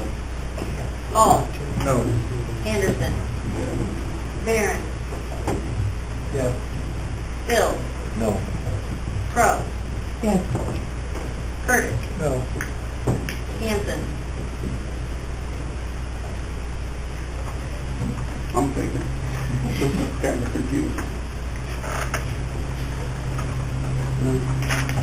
Yes.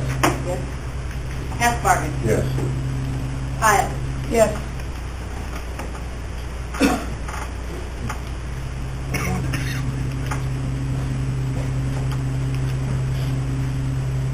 Eleven to 8, passed. 11 to 8. Go back to committee, Dan. Now, Brett, you want to attack the next one? No, No? Any other questions? Ben? I just want clarification for if we leave the part in about the wind ordinance, then it's going to be approved, right? That, just want to make sure. If you go, yes. There's a clarification just for everybody's information. The ordinance, it's not an increase in distance. It's 12 rotor diameters in the current ordinance, it's 12 rotor diameters in this new one. What it is we're changing the setback. This is actually a good example from zoning board of appeals meeting. What it is it'll go from property line as opposed to dwelling. So in that section, let's just assume this is a section. Can everybody hear me? All right. Let's assume this is a section, and they want to put a tower right in the middle. The plan is, under this new ordinance, the changes that would be hopefully adopted, instead of just getting approval from this landowner and this landowner, they will now have to go to everybody in the section, or wherever it may be, if there's a house here, here, here, and here, because it will now go off of property lines as opposed to dwelling. The house is right here. You have to forgive me here. I'm not a very good artist. Let's assume there's a house right here. And let's say this guy owns 40 acres. And as opposed from the setback being from here to here, the new one will go from property line to tower. That's the only change. It's pretty basic, pretty straightforward. It's the same distance only. Same distance now from In dwelling. other words, that would, for example, then, that house, if it would have to be moved, not literally move the house, but for it to be approved, the house would have to be further away. Or the property line would have to be further. Yeah, the property, it goes from the property line now, not the actual house. So those two lines, just to clarify, those two lines you have drawn, Old one, new one, property line, let's say he owns 40 acres right here, that's his line. It'll go from the edge of his property line to the tower.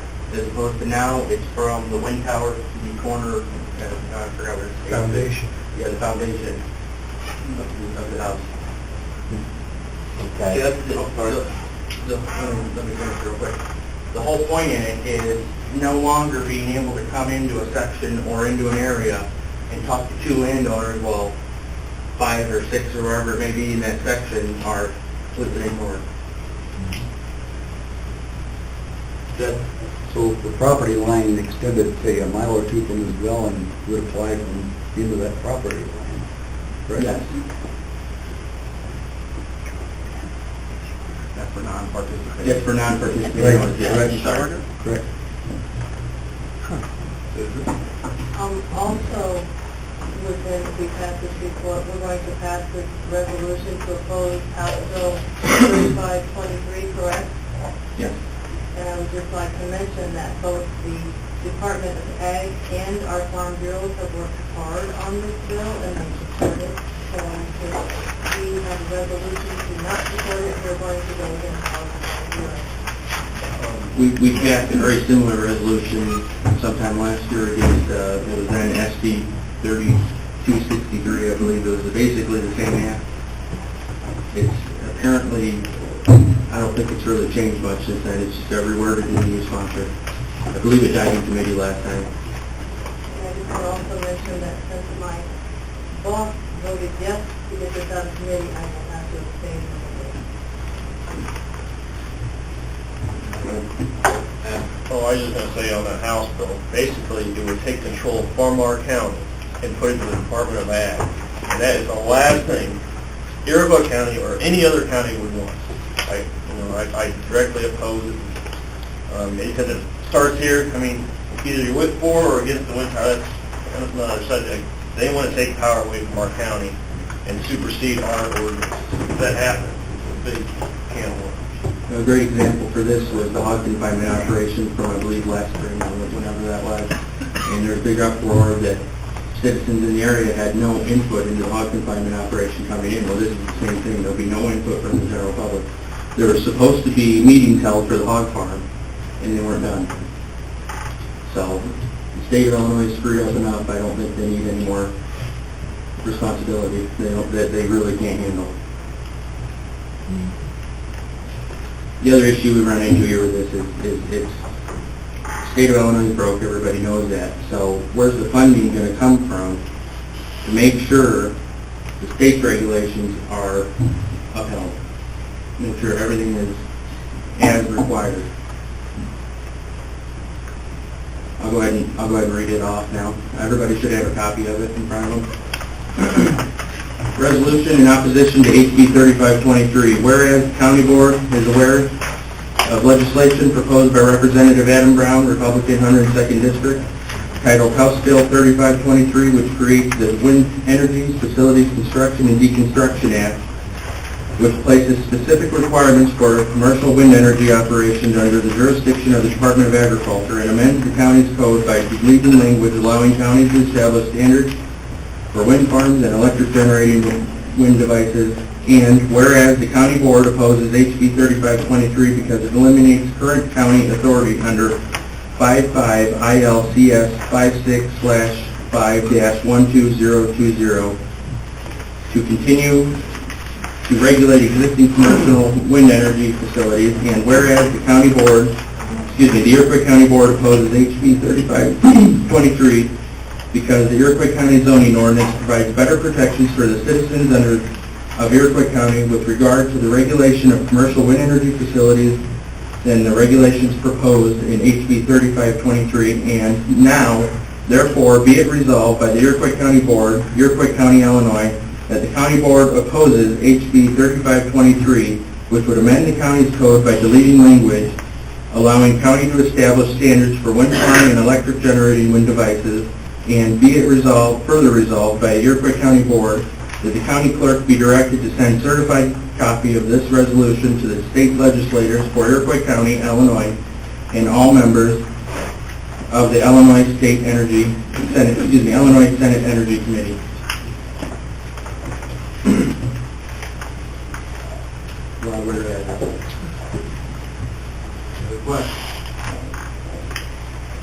They already determine how much money we can gain from those. Why not let them tell us whether we can place them or not? You want the Department of Ag to determine where they place towers on your property? Sure. No, I don't. I don't want the Department of Ag, I don't want the EPA, I don't want anything to tell me what they can place on them. In our county. Balance the report, please. Oh, is there a second for the balance report?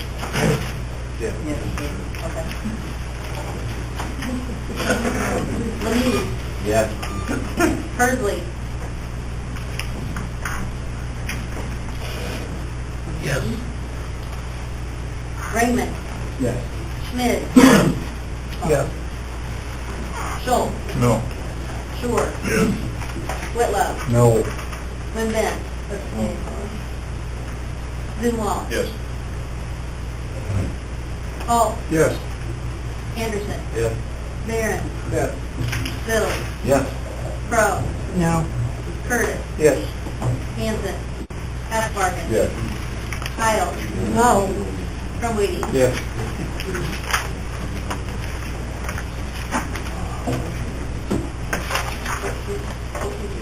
Fourteen. 14-4 with one abstain. Transportation and Highway Committee, two bills.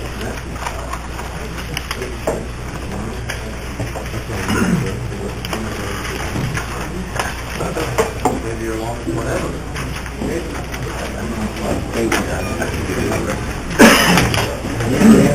Members of the county board. Your committee, what I referred to as transportation and highway with beg leave following the letter before the your committee met at the Airport County Highway Building on April 10th, 2015 at 9 a.m. Members present were Bill, Nancy, Schultz, Hiles, Crowe, and Lori Hastings. We all were there.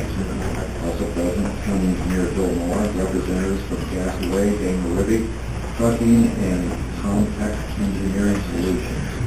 Dennis Draper of Menarga Township and Gary Farman of Weaver Township. The meeting was called to order. Bids were open for County Highway 15AF, County Highway 23.5, and Iroquois Township Supply. They are as follows. On County Highway 15AS, Dana Ribby was the low, or Grosso Trucking was low bidder at $284,810. On the County Highway 23.5, Mel for Contact Engineering Solutions with the low bidder at $34,147. Iroquois Township 5, low bidder was Metal Culverts at $19,169. It was moved by Gene Hiles and seconded by Larry Ashbarton to accept the low bids from Grosso Trucking in the amount of $284,810. Contact Solution was $34,147.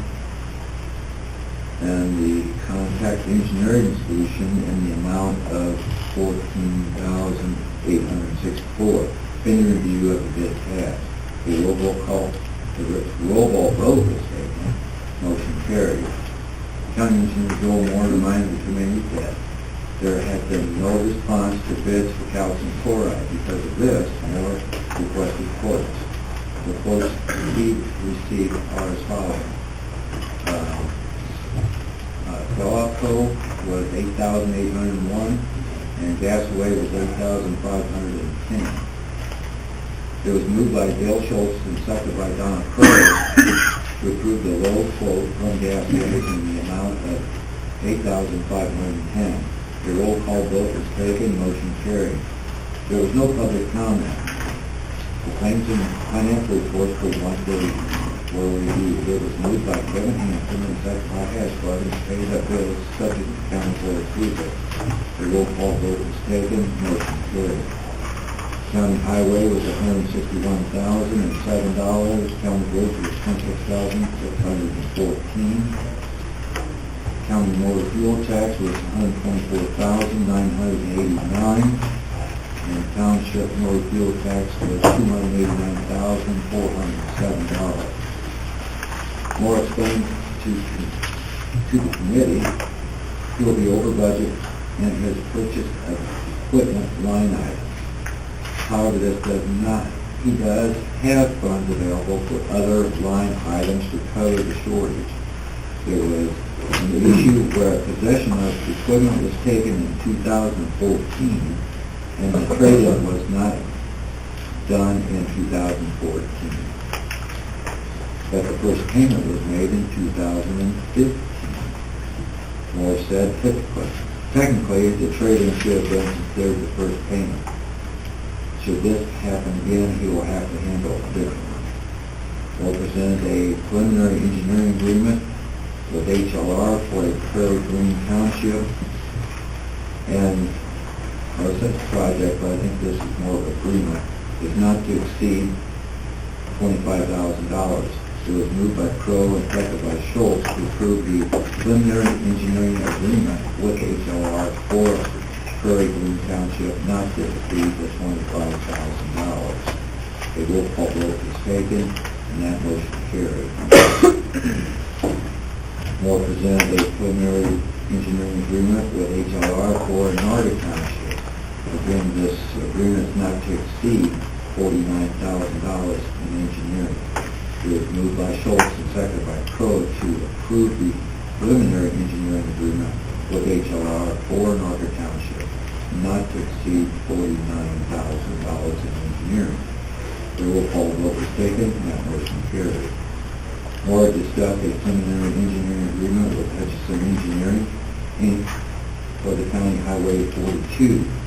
Moore explained this project does not have a set dollar amount, but he has assumed it will be less than $50,000. It was moved by Hanson and seconded by Schultz to approve the preliminary engineering agreement with Hutchison Engineering for County Highway 42 not to exceed $50,000.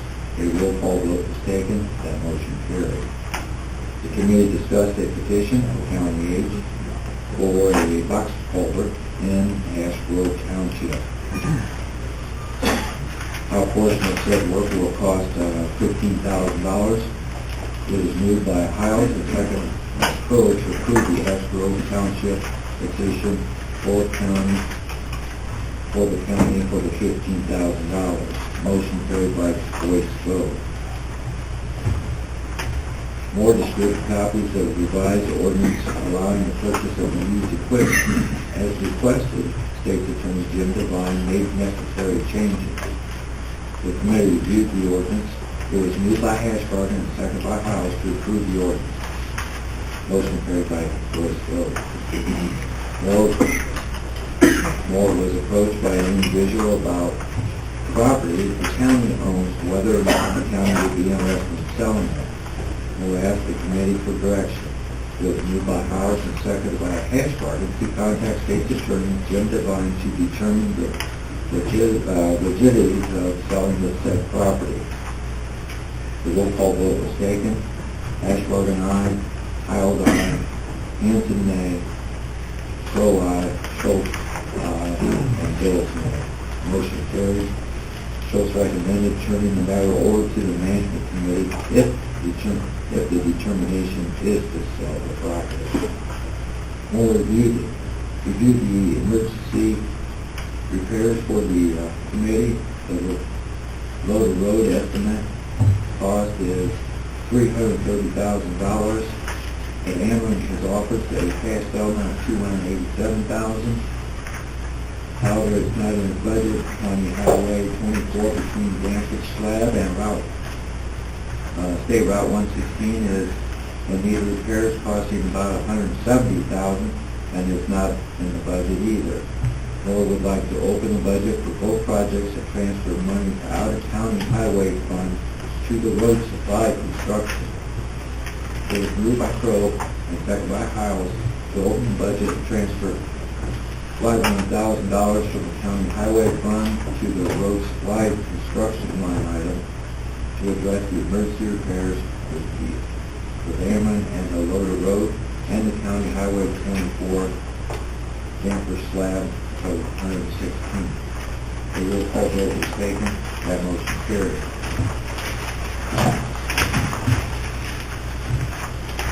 Moore was approached by County Board member Kyle Anderson about the reason for not recording the monthly meeting. Moore said it was the committee's decision. The committee will discuss this further. It was moved by Crowe and seconded by Ashburn to adjourn at 10:30 a.m. That motion carried. All which is respectfully submitted, signed by all members present. And I would move the adoption of this report. Floor, second, Hampton. Read your ordinance. Everybody have a copy? Everybody got a copy of the ordinance? Would you like to read? Whereas section 55102 of chapter 55 of the Illinois compliance statutes allows counties to purchase used equipment auction, equipment containing factors which by their very nature would not be very suitable for competitive bidding. Whereas there are occasions that should where the equipment in excess of the competitive bid threshold of the 55 ILC 55.1002 requires timely purchase actions by the Iroquois County Highway Department and strict compliance with competitive bidding requirements impractical, such as the purchase of used equipment, purchase of equipment at auctions, and similar transactional circumstances not suited for competitive bidding. Whereas any purchases made pursuant to this ordinance shall be made with funds available in the current fiscal budget for the Iroquois County Highway Department. And as any purchases made pursued by this ordinance shall be made with prior documentation approval of the Iroquois County Highway and Transportation Authority. Whereas by adopting this ordinance, Iroquois County can authorize the purchase of used equipment at auctions, equipment in transactions which by their very nature would not be suitable for a competitive bidding process. Therefore, it is hereby granted by ordinance to allow the Iroquois County Highway Department pursuant to the 55 ILC 55-1022C to purchase used equipment at auctions, and other equipment in transactions not suitable for competitive bidding in the form of manners as described above. Any questions? Who defines used? Who defines used? What defines? Well, a tradition what defines used is something that is not new.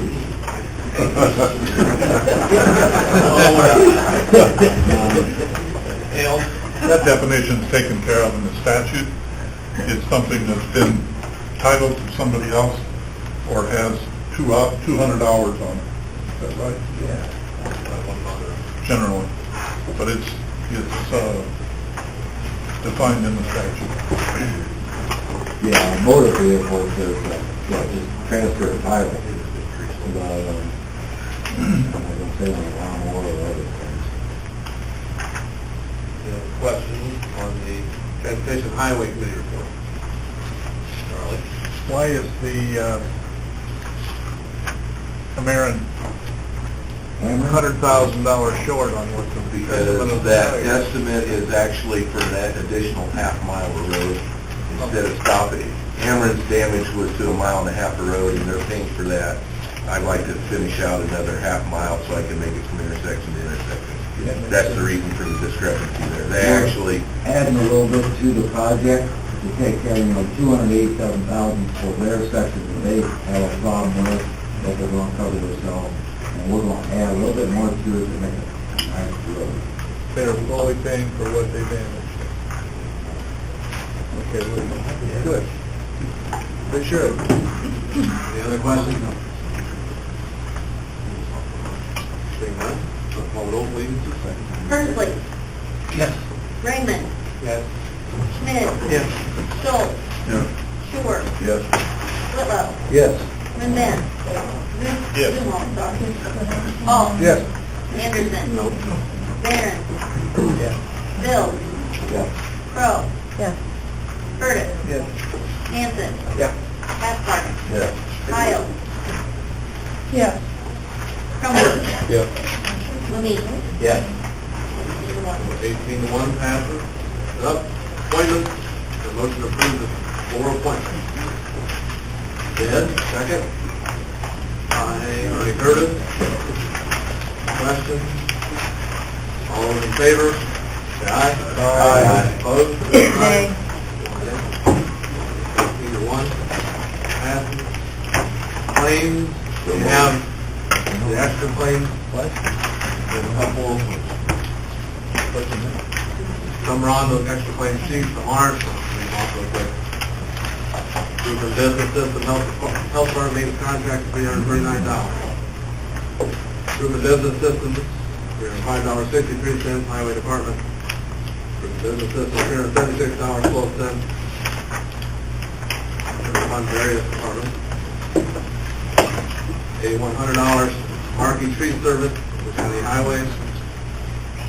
Honorable Pizza, boarding of jurors, jurors fund and line item, $59.07.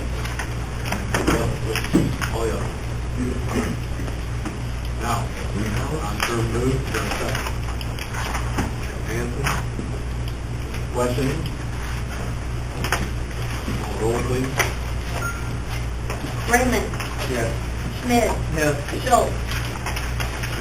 Shore. Yes. Whitlow. Yes. Mandel. Zumwalt. Yes. Hall. Yes. Anderson. Barron. Yes. Bill. Yes. Crow. Yes. Curtis. Yes. Hanson. Yes. Hathbarger. Kyle. Yes. Yes. Crumweedy. Yes. Lemay. Yes. Persley. Persley. Yes. 19. Old business. New business. Motion adjourned by Susan Wentz, second. Well, second, Susan. Larry Hathbarger. All in favor? Aye. Opposed? Adjourned.